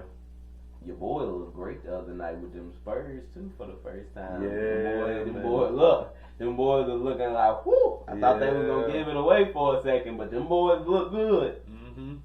And then he had a double-double. Wemby had a double-double. So Vassell had like 20. Yeah. So Castle had about 15, 19, something like that. It's gonna look alright. They won't really play nobody. Too. You know what I'm saying? But Hey, but you know the Hawks can catch you. They don't play no defense though. They ain't guarding you. No, they ain't guarding nobody, but they might outscore you if you let them. You know what I'm saying? They gonna score. They ain't guarding no park car. No, not even close. You know what I'm saying? So what do you think for the Warriors? Do you think they championship possible, competitive, or not making it? I think it all depends on what Draymond do, because I feel like he is the piece that'll make you or break you. Because now if he continues to score, I feel like he's been hurting them when he's only been scoring 5-6 points a game, when clearly the man Steph is calling for help. He needs help. You have to be scoring 15. You got to go back to scoring 12 or 15 a game, and maybe more at this time, because now you need it more than ever to show that you got rid of Poole. So now you got rid of Poole. So you got rid of the bench scoring. You got rid of KD. So it's like you got to bring something to the table. So people will say, this is why we keep Draymond right here. This is what he do. You know what I mean? Even though you play defense, but you know what I'm saying, and you set screens, you know what I mean, you kind of like a player's coach on the court. But at the end of the day, you gotta help your guys by scoring. You know what I'm saying? And when you don't do that, you put your guys in a tough position, and you put the team in a tough position. That's why you've been going in and out the lineup, going to the bench, going to the lineup. Because they can't figure out, you know what I'm saying, how to get the best out of you right now. But you just have to, you know what I'm saying, figure out that this is what you're going to do, this is what you want to do. But you got to score the basketball, because that would take the pressure off of Steph and now Jimmy immensely. So you could open up a whole new world for the team and for your guys. And I feel like if you do have a chance to make it to the finals again. But if not, if you keep doing that 4 or 5 points a game, getting suspended, all that stuff, they don't have a chance, because you need guys like that to stay on the floor at all times, so you can keep running that pick and roll with Steph, or the dribble handoffs and stuff like that. So that make that much stuff 10 times more deadly when you got somebody who can score doing those things. So I think he should come off the bench. Might not be a bad idea. That way, because to me, you don't want him and him starting. I want him with Kuminga. That way, it give him more of a score in there. You feel me? Mm-hmm. Unless you gonna go Steph, Hemi, Kuminga, Draymond, or however you want to do that, then play your 5. But unless I was gonna go with like a big lineup outside of Steph, if they gonna start like Pazinski or Buddy Hield, you know, any of them guys like that, then, you know, to me, Gary Payton, any of them type of dudes, they still got it, don't they? Yeah, okay. He be in and out of the lineup. I mean, he's like dealing with injuries, but yeah, I'm pretty sure that's if you gonna start anybody outside of Jimmy at the 2, because to me, Kuminga score good enough, you need him starting. You feel me? That way, like you said, you can get points, because you're not gonna get the passing that you would get from Draymond, so you're gonna need him to score more. And I really believe they need to try that, see how that works. You could possibly, like I say, try running a tall lineup. You could try Draymond and Jimmy to see how that works. Like, you know, because to me it's kind of like they good enough that they should still be able to make the play-in or maybe even climb out of it. But you need to find a lineup before the playoffs start that give you your best chance to actually win. Yeah, definitely. You see what I'm saying? Got to figure that out somehow. Mm-hmm. Because like I say, you know how Buddy is. You can't really depend on Buddy all the time, but when he hitting, he hitting. Yeah, when he on, he on. You know, but it's just you can't depend on. You don't know which one you get. Yeah. So, but I do think the Warriors could make the play in, and you know what I'm saying, they could fight. They can at least make the play in. But when I talk about winning, I'm talking about winning the chip. Could they win a round? Yeah, they could win a round depending on who you match up. Can they get back to the conference finals? Possibly, you know what I'm saying. It's not hard, because the reason why I said it is because if you mess around and you get, so say if somehow they get the 8th seed, we'll just say everybody is staying where they at, and you put Golden State at the 8th seed over Dallas. So basically they would be matched up with OKC first round. I feel like they could beat OKC in a 7-game series. They could, but woo. Yeah, even though it's that's tough. Set up a bad second round matchup. It is, you know what I'm saying? That's why I said they could win one round. But depending on the injuries people have and things like that. You know what I'm saying? A lot of the times, the playoffs is about who is the healthiest. You know what I'm saying? At the end of the year, so you getting guys.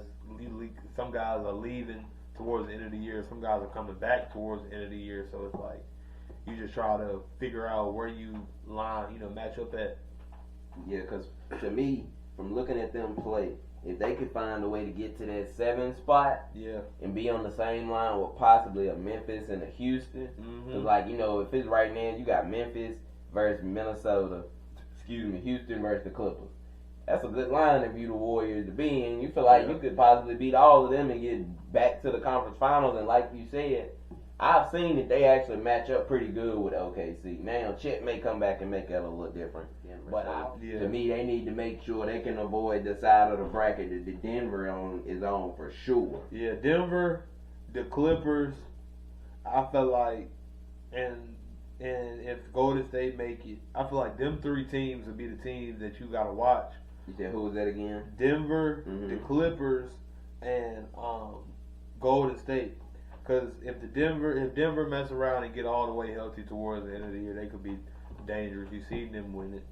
The Clippers, if they get all the way healthy, Kawhi gets back and playing in playoff time, that'll be dangerous for anybody. You know what I'm saying? And then if Golden State make it and they find a way to get clicking and get rolling, they'll be dangerous because they've been there and done that before. So, and you've seen that even with Steph by itself, you can't count him out. Like you just, you gotta, when you're talking about a guy who constantly keeps his team in the game and constantly gives himself a way to win, a chance to win, it's hard to count him out. So I'm saying those 3 teams will be your sleep. I ain't gonna say sleepers, but I guess the Clippers and Golden State will kind of be sleepers, but Denver, they've just won the chip a few years ago, so that won't really be a sleeper pick, I would say. But I would say them are your 3 teams to watch who could surprise you, you know what I'm saying?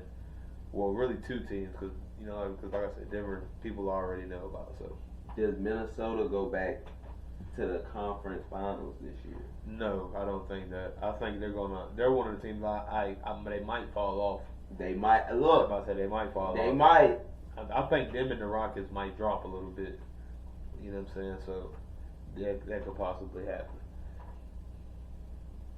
That's funny because my next question was then going to lead into the 2 young hot teams, Memphis and Houston. What do you think about both of them? Now, Memphis made some trades today. They traded away Marcus Smart and a 2025 first-round pick to Washington and a multi-trade team that sends the 2 second-round picks to Memphis. Basically, they were saying Memphis was doing this to create some roster flexibility. So they could re-sign that boy Triple J. That's what I was about to say. So they could, so they could do what they need to do, make them moves. I feel like the Grizzlies are one of them teams. They're kind of like, to me, they're like the Rockets and the OKC. They're very good in the regular season. You love to watch them, but I don't think they're playoff ready yet. And when I say those 3 teams, the Thunder, the Rockets, and what just say? The Grizzlies. You don't think the Thunder is playoff ready? I don't think they're playoff ready yet. We've seen teams be, it's like their 3rd year, second or 3rd year, having like one of the top records in the West, and you get blew out in the first round. You know what I'm saying? And you don't make it past the first round. I just feel like you really didn't acquire the moves you should have to make sure that you're playoff ready, because you have a good regular season team and you win a lot of regular season games, but in the playoff time it's different. Guys will triple team SGA, you know what I'm saying? So it's like, hey, who else is going to bring a lot of that scoring, you know what I'm saying? Jalen Williams has stepped up a lot this year, making it, you know what I'm saying, easier on the guys. But Chet is out, you know what I'm saying? When he comes back, is he going to still, you know what I'm saying, be as fluent as he once was? This will be his first playoffs, because he was hurt last year, you know what I'm saying? So it's like, you still are a very young team who got some things to figure out. Houston, I just feel like is young, even though they did add a few veteran pieces. You're just young overall, and I don't think that the team is structured enough to score enough to win. You know what I'm saying? They can probably play defense with the best of them, but you absolutely have to score, and I just don't think they have enough guys who can score the basketball to collectively win in the playoffs. And then that's why that takes me to the Grizzlies. I feel the same way. You got a Ja and a Darren Bain and a Triple J, and you know what I'm saying. You get all these guys, but it's like, are we mature enough to know this is how we're supposed to win? This is how we want to win. This is who is going to be those pieces that are stationary when we can't go to our main guy every time, or if our main guy needs help, who's going to be that guy that's constantly? And it's supposed to be Triple J, and I just haven't seen that out of him consistently enough to say, okay, that's Ja's ride partner. You know what I'm saying? That's the guy when Ja needs it, that's the guy that's going to help him. You know what I'm saying? So we have to see it, and you're going to have to show me in the playoffs. All right, I think I like the way Houston play. I think they play hard. I think they're going to regret though not making a move before the deadline and wanting to see how this works. Because I see them being out to whoever they play in the first round. Yeah. Because they haven't been in the playoffs, and we don't know what we're going to get from any of them yet because we ain't seen them. So, I don't see it. The Memphis part, the way it's lined up right now, I'd have the Grizzlies over the Clippers to head to the Western Conference Finals. So, I think the Grizzlies have a chance to contend, and from what I've been seeing from Jaren Jackson lately, as long as he keep this up, they're going to be right where they need to be. Now, like you said, we got to see come playoff time, but I think if he can stay away from like AD, because it seemed like AD a little too much for him. Outside of AD, I don't really see nobody out there in the West, you feel what I'm saying, as far as like a big man that's going to give him issues. However, if you are the Memphis Grizzlies, to me, you want to stay away from teams like the Mavericks, the Warriors, and I would even possibly say the Suns. The only reason, because you don't want to face teams that may not necessarily be as good as you all season, but they can actually lock in. They've been in the playoffs. Yeah. If you get what I'm saying, that's the type of team that can do them like the Lakers did a few years ago and put them out. You see what I'm? Because they got that experience. Yeah. It's hard to beat them in 7-game series. You see what I'm saying? So to me, they need to make sure that first round they could get like a Minnesota, maybe a Spurs if they make it. If maybe the Rockets fail, I think they could actually have better success against the Lakers now because of no AD.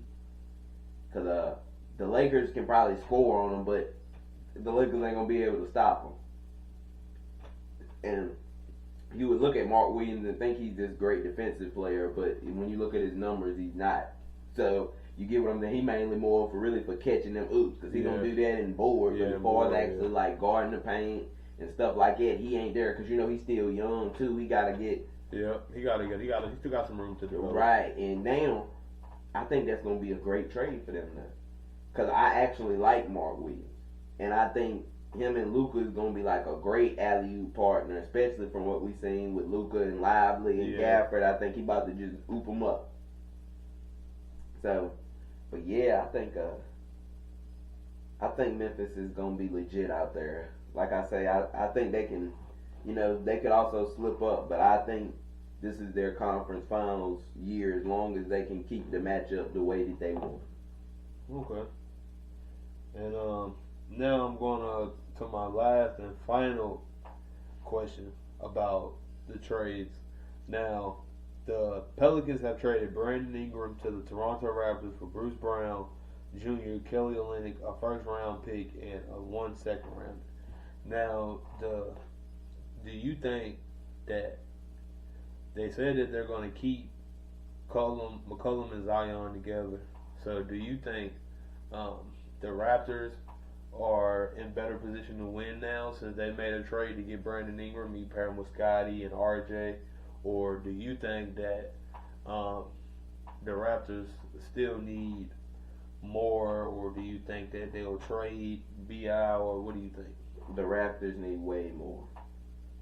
I did think it was a great move though. because they basically got B.I. for pennies on the dollar. Yeah. So you see what I'm saying? Like, I don't think B.I. is good enough being because he gonna be there. To me, he's their best player. Yeah, I would take him over Scotty. Right. You see what I'm saying? Because again, Scotty a little too inconsistent sometimes offensively for me. I'm gonna tell you that, to me, that's what Milwaukee should have did. They should have got him over Kuzma. Because having B.I., Giannis, and Lillard, that would have gave you the firepower that if they all three hitting, you actually might have a chance to upset Boston if they missing. Like, to me, because, again, he more, to me, than Kuzma. He can handle it. Like, I trust him a little bit, and that mid-range is deadly. Yeah, he get to his own bucket. He don't need no help. Right, you see what I'm saying? And he don't do is, like, his IQ ain't all the way there, but it's way better than Kuz's. And B.I. do what he normally best at. He ain't just trying to do everything. And it seems like Kuzma just be trying to do everything, and it don't always work. So I really believe that that's what the Bucks should have did. So I think it is a great move for the Raptors, even though I don't think it is this great changing move. But this is now a good piece to add, because him and Scotty could actually be, like, if you could keep him and Scotty develop, like, man, that'd be nice with him and B.I. That could actually give you a little something to build with. Yeah, I think him, RJ, and B.I., you could build with that. You know what I'm saying? You can have, like, RJ as your third best player. You know what I'm saying? You could probably... I'd be trying to get rid of him. About to say, or you could try to move him to the bench and, you know what I mean, get somebody else in there, but... Yeah, that could work. You know what I'm saying? But at the end of the day, I just feel like, the Raptors are moving in the right direction. I just feel like they just need a little bit more. So, once they get a little bit more, I feel like they'll be all right. Yeah, I think, because, with RJ and Grady, they give you a chance to where, like, they could grow. They could possibly be pieces that somebody else may give you something for, and you know what I'm saying? Like, I actually, like you said, I think the Raptors are moving in a positive direction. Because, like I said, I still think it was a great trade because, okay, just because every trade ain't necessarily always meant to make you a championship caliber team, especially when you that far off. You trying to build. Yeah. And when you can get somebody of that talent for that little bit of what you said, that was nothing. Yeah, that's true. So you gotta take that.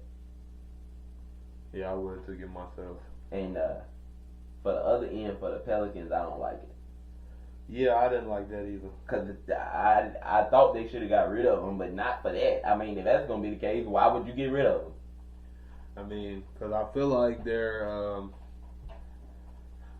I feel like whoever's structuring the team don't really know how to structure a team. Because I feel like you get a lot of guys who with names and you try to put them together, but that doesn't really how that works. You know what I'm saying? Guys have to fit in a scheme, a system, and I don't think he puts guys into a system or a scheme. You know what I mean? I don't really think he thinks these things out. So I just didn't like the trade. I wanted to keep Zion and B.I. together and try to get some right guys around them, but I just feel like I think that should have blew it up. Like trade everybody? Yep. I think because I don't think Zion ever going to work in New Orleans. I don't see how, if I'm not competitive, why am I keeping CJ around? And I would like to keep B.I., but my thinking is he kind of a little bit above the timeline that we probably would be at. We could probably get something for him, definitely more than what they got. And my thinking is, well, what if I can parlay that into a bunch of picks? Then, you feel me, we can rebuild the team around Murphy, because I like Murphy. He put the ball in the basket. Excuse me. Hopefully you get lucky in the draft and get a Flag or Harper or, one of them type guys, and that could revive you around. Now, they can mess around and get lucky and still keep Zion too. So I understand where you coming from, because as bad as they are right now, you could add in a person to Zion and B.I. and think, well, if we get a Harper or a Flag to add with Zion and B.I., then we might actually be more competitive than you think. Mm-hmm. It's just, I never really got the vibe that Zion wanted to be in New Orleans, and I just keep getting that vibe. That's why I'm saying that, because, like, I would never, like, I'm never the person that's telling you typically to trade your player like that, but I don't know. I just don't think that's going to work for whatever reason. So that's why I say that. Okay. But I thought that was an awful move. Yeah, I didn't like that either. Because why would I try to build around CJ and Zion? Yeah. One of them is like 33, 34, 32 something, and the other one is like 24.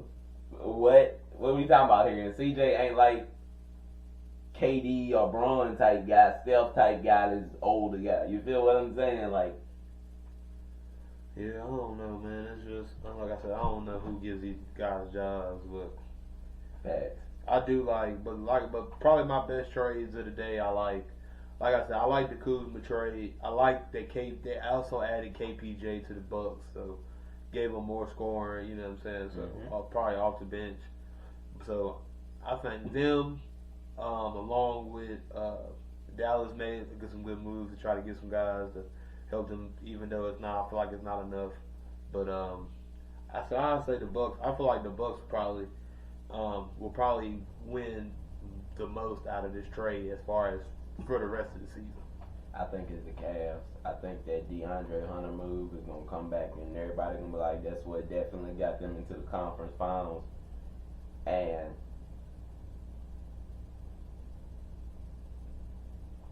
look, they might not do it, but they going to give the Celtics a little run too. Because them games been pretty good this year. So. Yeah, they have. They always good. And it's like the Celtics be up, but the Cavs come storming back. Regardless, it might be the first quarter, second quarter, third quarter, fourth. At some point, they going to make their run too, and it's going to be a tight game. Yeah, it is. So, I think we'll get that. I think for their best sake, though, if they could find a way to get Boston, the Knicks, and the Bucks all on one side, and they on the other side, the Cavaliers going to have their best chance. Because if not, they're going to have to earn getting to the finals. Because the Knicks going to make you earn beating them. If you play Giannis and you got Dame, you're going to have to earn that. And Boston is Boston. So. Okay. Well, since you say that, before we get on to our college basketball section, I wanted to ask you this. So Jeff Teague said on his podcast, the 520 podcast, that he thinks that they should go away from the one and done rule.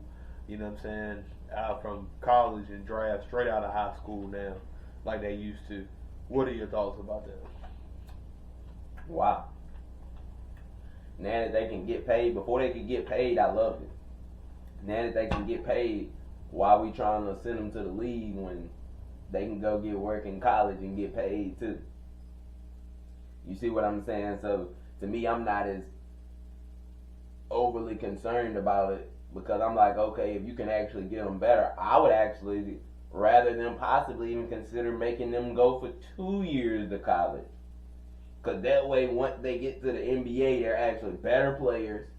They've been coached a little, you see what I'm saying? And to me, that would make more sense than you rushing them out there, especially when they can go get paid with the NIL deal now. Not like we keeping them from getting paid. But back when they was doing that, I'm like, yeah, they should be able to go straight out of high school, because why keep them from getting to their bag? But now, yeah, I think it should stay exactly where it is, or either maybe they could think about going one more year, but actually stopping it, nah, T, the biggest disagrees.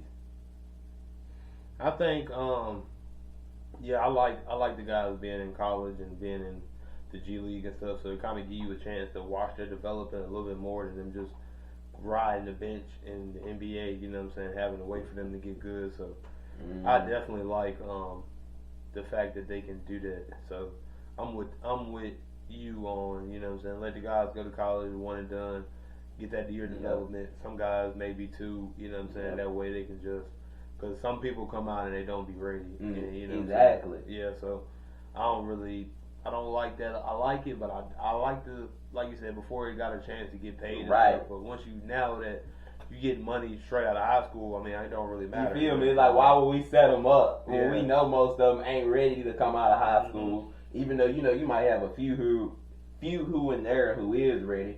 Most of them ain't. So it's like we setting them up on a bad path. And if you ain't got to and they getting paid, then why you care? Yeah. Like, you get what I'm saying? Because to me, it's like, as long as they can get compensated, then I don't see the issue. Because a player might think he would go straight out of high school and go to the league, but he might see in college he ain't that good and he need to stay for 2 years now. He might need to stay for 3. And where he could have possibly made the league and kept his spot, he might make the league now and after one contract be done. So I think they should actually either leave it where it is or possibly think about doing an extra year before taking a year away. Because I don't see why we set the kids up to where, you feel me, like they kind of mess their future up more. So. Yeah, that's where I am with it. But we all good. It's PostWork. It's the biggest. It's the Reverend. We the people that y'all want to see. So we're going to make sure that y'all can keep y'all's eyes on us and keep viewing. Now on to this college basketball recap. Tennessee destroyed Florida. 64-44 at the crib. Was you expecting that? I didn't think it was going to be a blowout. I was very, very, very surprised at a blowout. I thought we was going to have a good game, but Tennessee is not what I thought they would be this year.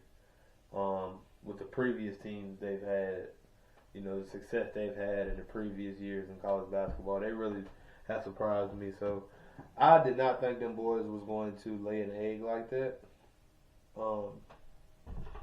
But Tennessee definitely showed that, they were a dominant team. You know what I'm saying? They had a few rough games.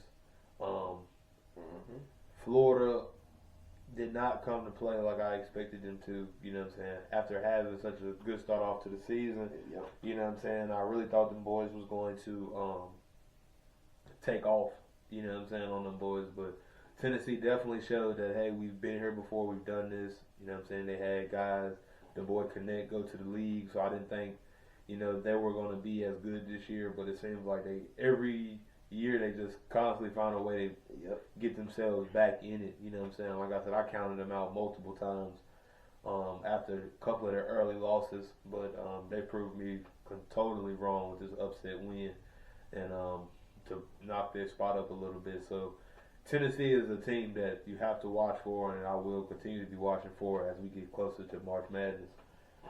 Did you think that the Florida was going to get blew out, or did you think that the Gators were going to, put up a fight, or did you know that the Volunteers were going to slaughter the Gators? I thought it was going to be a good-ass game that went down to the wire, and Tennessee impressed me with that second half. It was a good first half, and then the next thing you know, Tennessee was just up big. Yeah. So, I was kind of surprised at Florida because Clayton was the only person that was in double figures. I mean, it kind of makes sense because they only had 44 points, but one man shouldn't be the only person in double figures. That ain't a good sign. Yeah, see, but they had that problem last year with trying to rely on like one or two guys to carry a lot of your scoring, because Clayton was definitely carrying a lot of the scoring last year, but they had a dominant center last year, that helped them a whole lot. So even though they are off to a better start than they was last year, I just feel like they got the same problem. The same recipe. There you go, the same problems. And, when history tends to repeat itself, you keep doing the same thing and you get the same results. Definition of insanity. There you go, you feel me? So that's my take on it. Yeah, so basically we had the same take. Thought it would be a good game. I thought Tennessee would win, but I thought it could go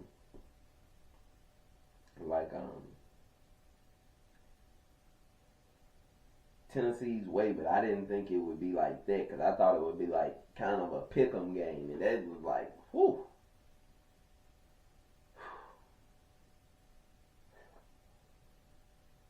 Not pick'em at all. Do you have any more thoughts on Tennessee? Nah, that's all I need to say about them. Okay, now into our next game. Auburn took out Ole Miss in Ole Miss 92-82, which was actually a very good game. What are your thoughts on that?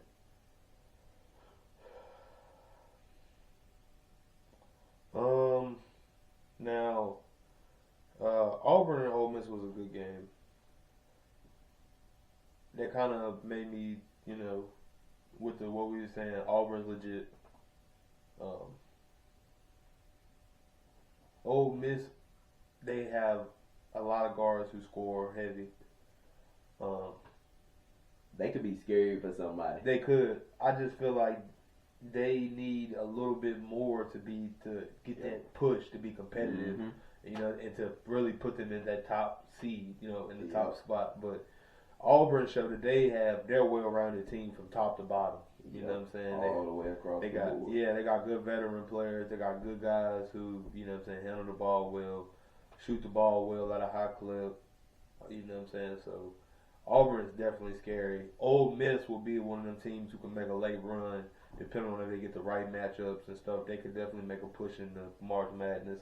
So I liked what I seen from both teams. Ole Miss never stopped fighting, even though they were, trailing late. You know what I'm saying? Basically most of the game, but they never stopped fighting. It seemed like the game was a lot closer than what it was when I was watching it. You kind of felt like they were just so close, but the score had them a little bit further away. But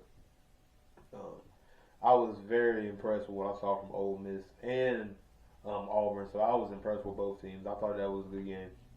I agree. Very good game. Now, Texas Tech took out Houston in overtime by 1 point. Thoughts on the game?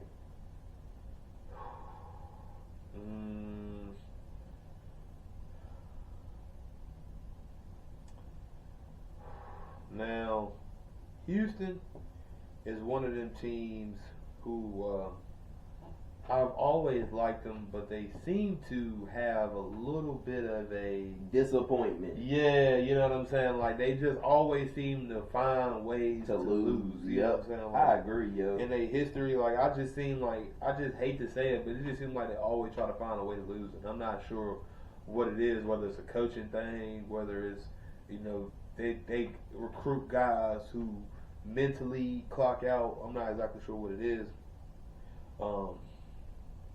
But I just feel like,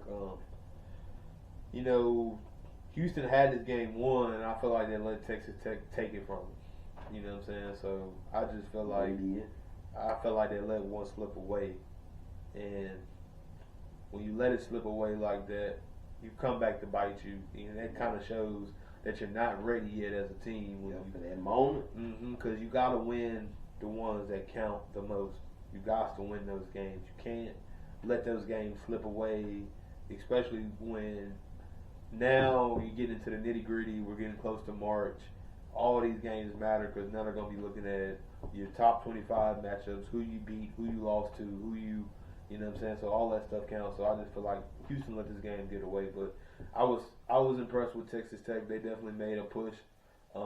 They looked like they had times where they were going to lay down, but they definitely came out and put the hammer to them in overtime. So, 1 point win is a sickening way to lose, but somebody got to do it.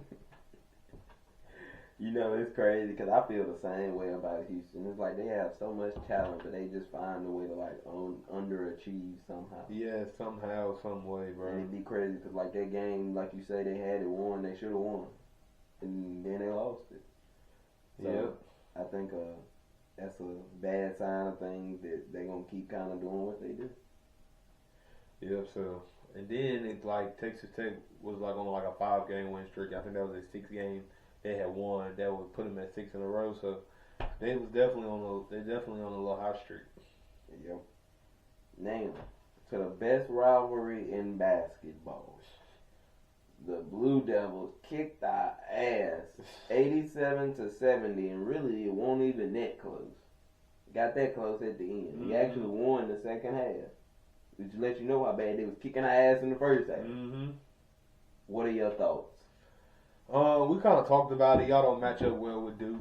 I kind of seen that. I kind of seen what it was going to be. I was hoping y'all guys, because it was a rivalry, you got some veteran players, you were going to make it competitive, but them guys was just too much, man. You got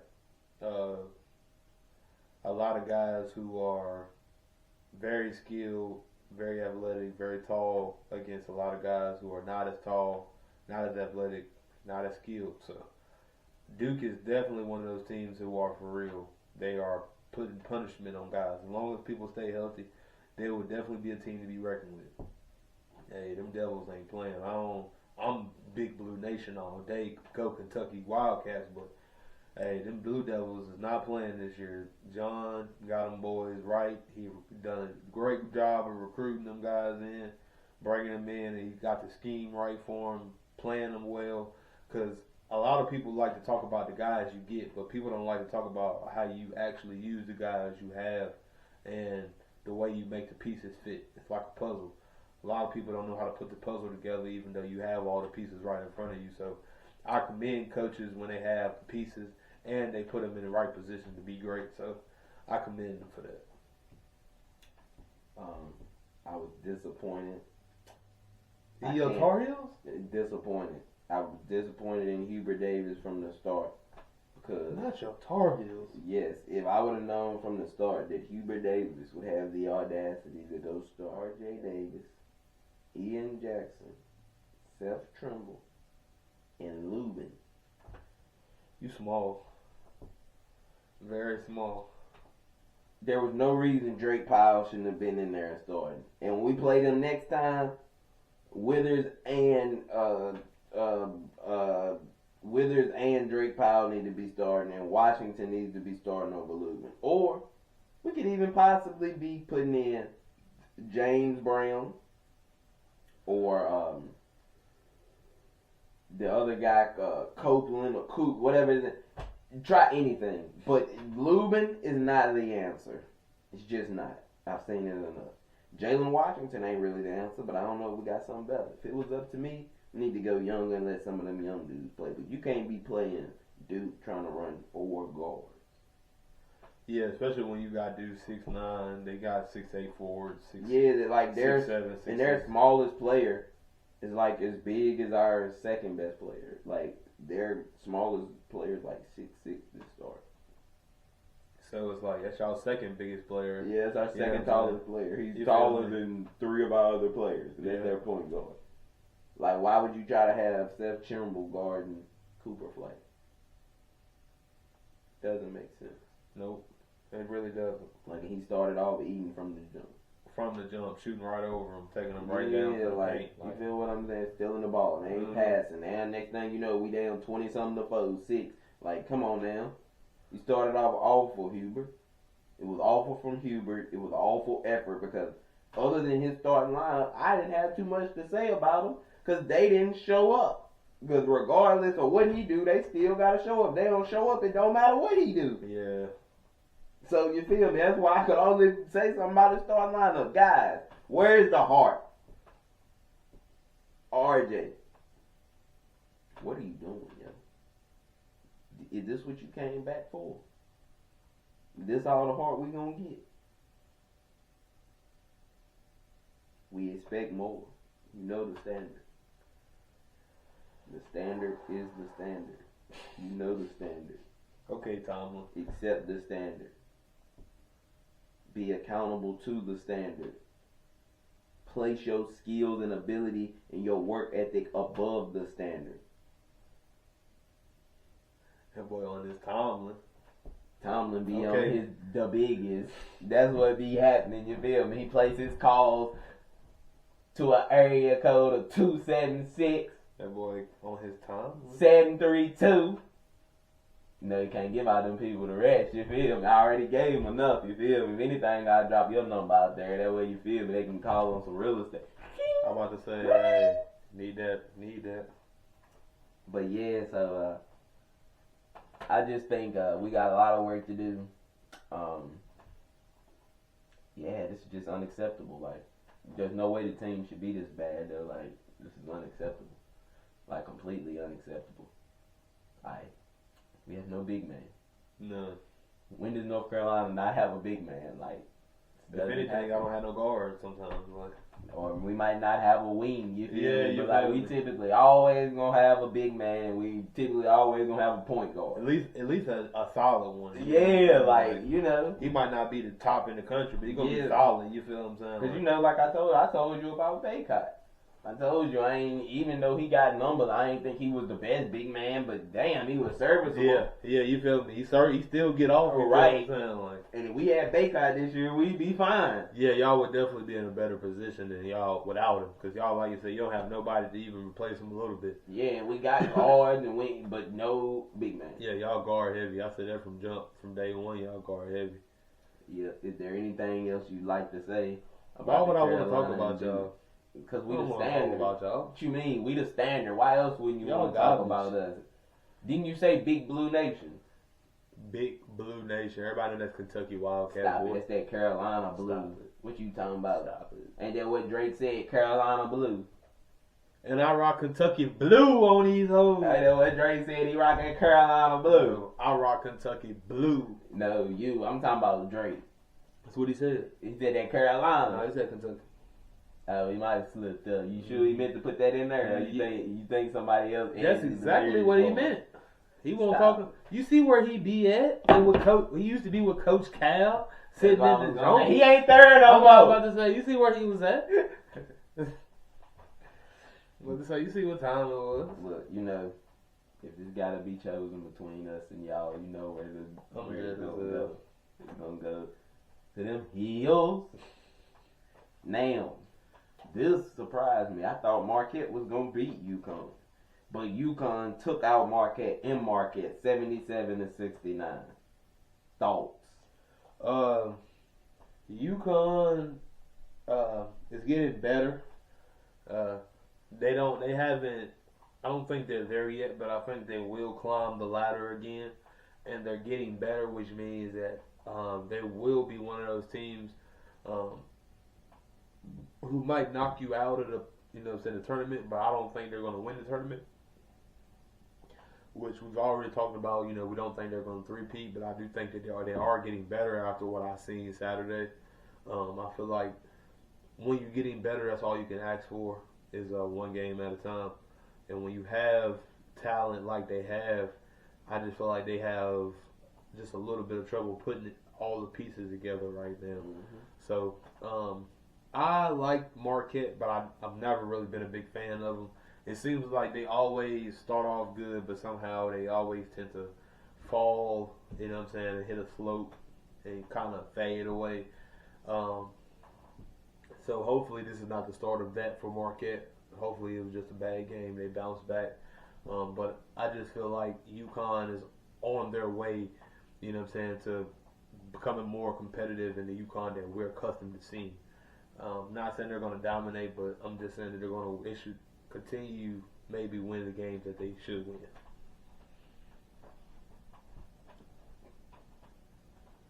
What you think?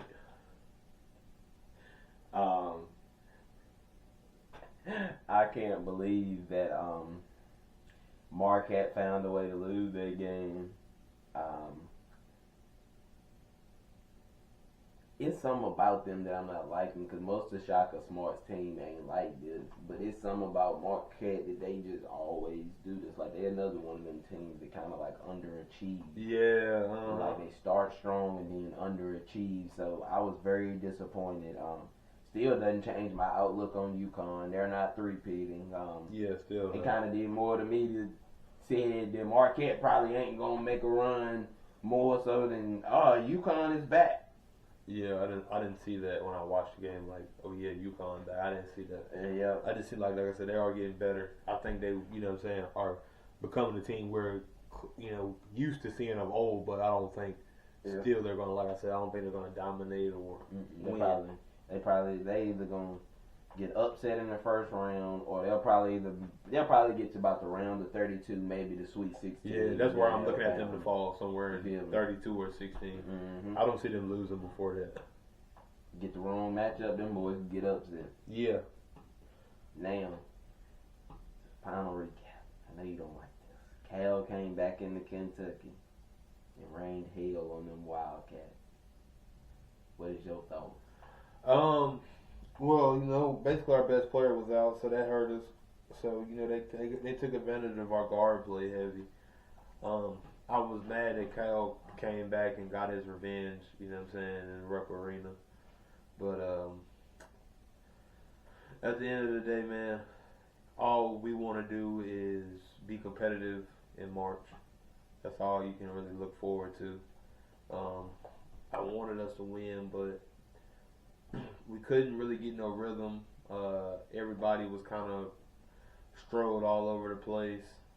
Our team was not on clicking on any cylinders at all. A lot of turnovers, and then it was times we were feeling like we were going to fight back, and we were there, and we just let it slip away. So I was very disappointed in my team, especially out of the big upset win we had already this year. But hopefully we will bounce back. But this kind of let me know that we aren't really the team I thought we were going to be, or I was hoping that we were going to be. We still got some things that we need to address and figure out, and if we don't, then we're probably going to get sent home in the first round or second round, because we don't play disciplined enough at times. The times that we play lackadaisical and we just get to running up and down, just doing things. So if you don't fix that, you'll be home quick. So, you know what I mean? This is true. I was upset. I kind of seen this coming. Y'all was missing your best player. Cal come back. It's like, it's kind of like one of them story book writings. That's why I say if y'all play again in Arkansas, I think y'all will come get it back, because I think y'all have a better team when healthy. I just think, that's a lot into that night. You get what I'm saying? And I just had a feeling them coming in there after losing a couple games and y'all kind of, winning even despite a couple injuries. I thought they caught y'all at the right. I was more so surprised at the fact about the loss after. But I think y'all will still be. I could possibly see you going home in the first round, but I think once Butler get back, y'all can kind of get it together, and you will probably get out of that first weekend, but you may lose in that second round. That's where, you feel me, I think you're going to have your struggle at this year. Yeah. Because at one point in time, I thought y'all was at least Sweet 16 bound at the worst. Because, see, we still got good wins. Like, we beat Duke, Mm-hmm. you know what I'm saying? We beat a lot of good teams, so we still got good wins, but usually beat Florida. Yeah, usually when you beat teams early, you lose to them late. So beat Tennessee. Hopefully we can turn this thing around and get back on the right path and head in the right direction. Yeah, you got a lot of good quality wins. Mm-hmm. You feel what I'm saying? I tell you that much. But that don't mean nothing except for, hey, you either the first four to go home, you're the last four in. So this is true, because you can beat good teams and then lose to teams you shouldn't, and you end up putting yourself in a very bad situation. Mm-hmm. Now, on to this week's top 25 game, because it ain't really a rivalry week. A&M and Missouri at 3:30 in Missouri. Texas A&M is 10, Missouri is 15. Who do you have? I got Missouri winning this game at home. I like Missouri. I think they will beat A&M, even though A&M is guard heavy. They usually keep good guards, but I just feel like Missouri will come out on top of this game at home. That's who I'm picking with, Missouri. Who you rolling with? I got A&M. I trust the guard play. I like Mizzou. Okay. Like, I really like Mizzou, so that's who I'm taking. Excuse me. Now, for our next game, Florida, number 6, travel to number 1, Auburn. Game of the week, 4 o'clock, ESPN2. In War Eagle. Who do you have? I'm going to Florida. I'm going to say they bounce back against a top 5 opponent. Well, top 10 opponent. Even though Tennessee was 8 at the time they lost to Tennessee. I'm going to say they upset number 1 Auburn. And a close game. I just feel like the matchups with the guard play will favor Florida. So I'm going to say Florida will win this game. Who you got? I got Auburn winning a close game. I don't see them having nothing for Johnny Broome. And I think Auburn goes on to win. I do think it's going to be a good game, though, especially After the way Florida lost to Tennessee, I think they're going to be ready to play. So Yeah. Auburn better come ready, or you right, they will get upset. Name the nightcap, 10:30 in Arizona. Number 13, Texas Tech takes on number 20, Arizona. Who you got? I'm taking Texas Tech over Arizona in this game. Arizona has played well, but they have had a string of luck going on here recently. Your boy was supposed to be him, but clearly he's not him. But he's still doing his thing. But with that being said, I'm taking Texas Tech over Arizona. So you rocking with your boy, or you going against your boy this week? You already know. Why would I rock against what's working? You see what he got at Arizona State? He got people headbutting him and trying to do shit, anything to get him out of his game. Coaches talking about, I gotta vote. I ain't gonna vote for him for player of the year, even though I know that because of this. He's doing what he need to do. You see what he did to Iowa State? They let him get off the tray ball from the other end. Bang! They've already lost to Texas Tech. So To do that. do you think that they will get their? So you think they're gonna get their? They revenge? getting their revenge. Two puts a dagger in them. Two been putting daggers in people since he sent Krzyzewski into retirement. That man ain't did nothing, man. Two strikes again. Arizona beats Texas Tech, and Arizona stays on a hot streak because they didn't start getting hot. Yeah, they have. Somebody hit a game winner the other night. That's why I said they had a string of luck going on. It ain't good luck. So Guess what? When you put in that work, people confuse it as luck. They think it's luck, but really it's that dedication and that work that them boys putting in. is that what it is? Yes, why Iowa State let Love shoot the three the other night? I ain't talking about the last night they played, a few weeks ago. Why even let him throw that up? You got a chance to stop that. Why even allow that? You allow it and you disrespect that man just because he on the other end don't mean he don't do that. He got that Tar Heel in him for now and forever. You know how we get there. Man, y'all is this guy. This is what I deal with. When that hate don't work, they start telling lies. Huh? People don't want to hear the real, man. That's all it is. Facts, I agree. And if they don't want to hear the real, and the real don't want to hear you, then clearly they don't want to be real. They want to stay away from the real because they fake. And if they stay away from the real because they fake, you need to stay away from them too. That's just what it is. You see, I gotta keep a cap for this guy because that's all he do. PostWork, the biggest and the Reverend, we out. It's Super Bowl Sunday. Tune in. My boy.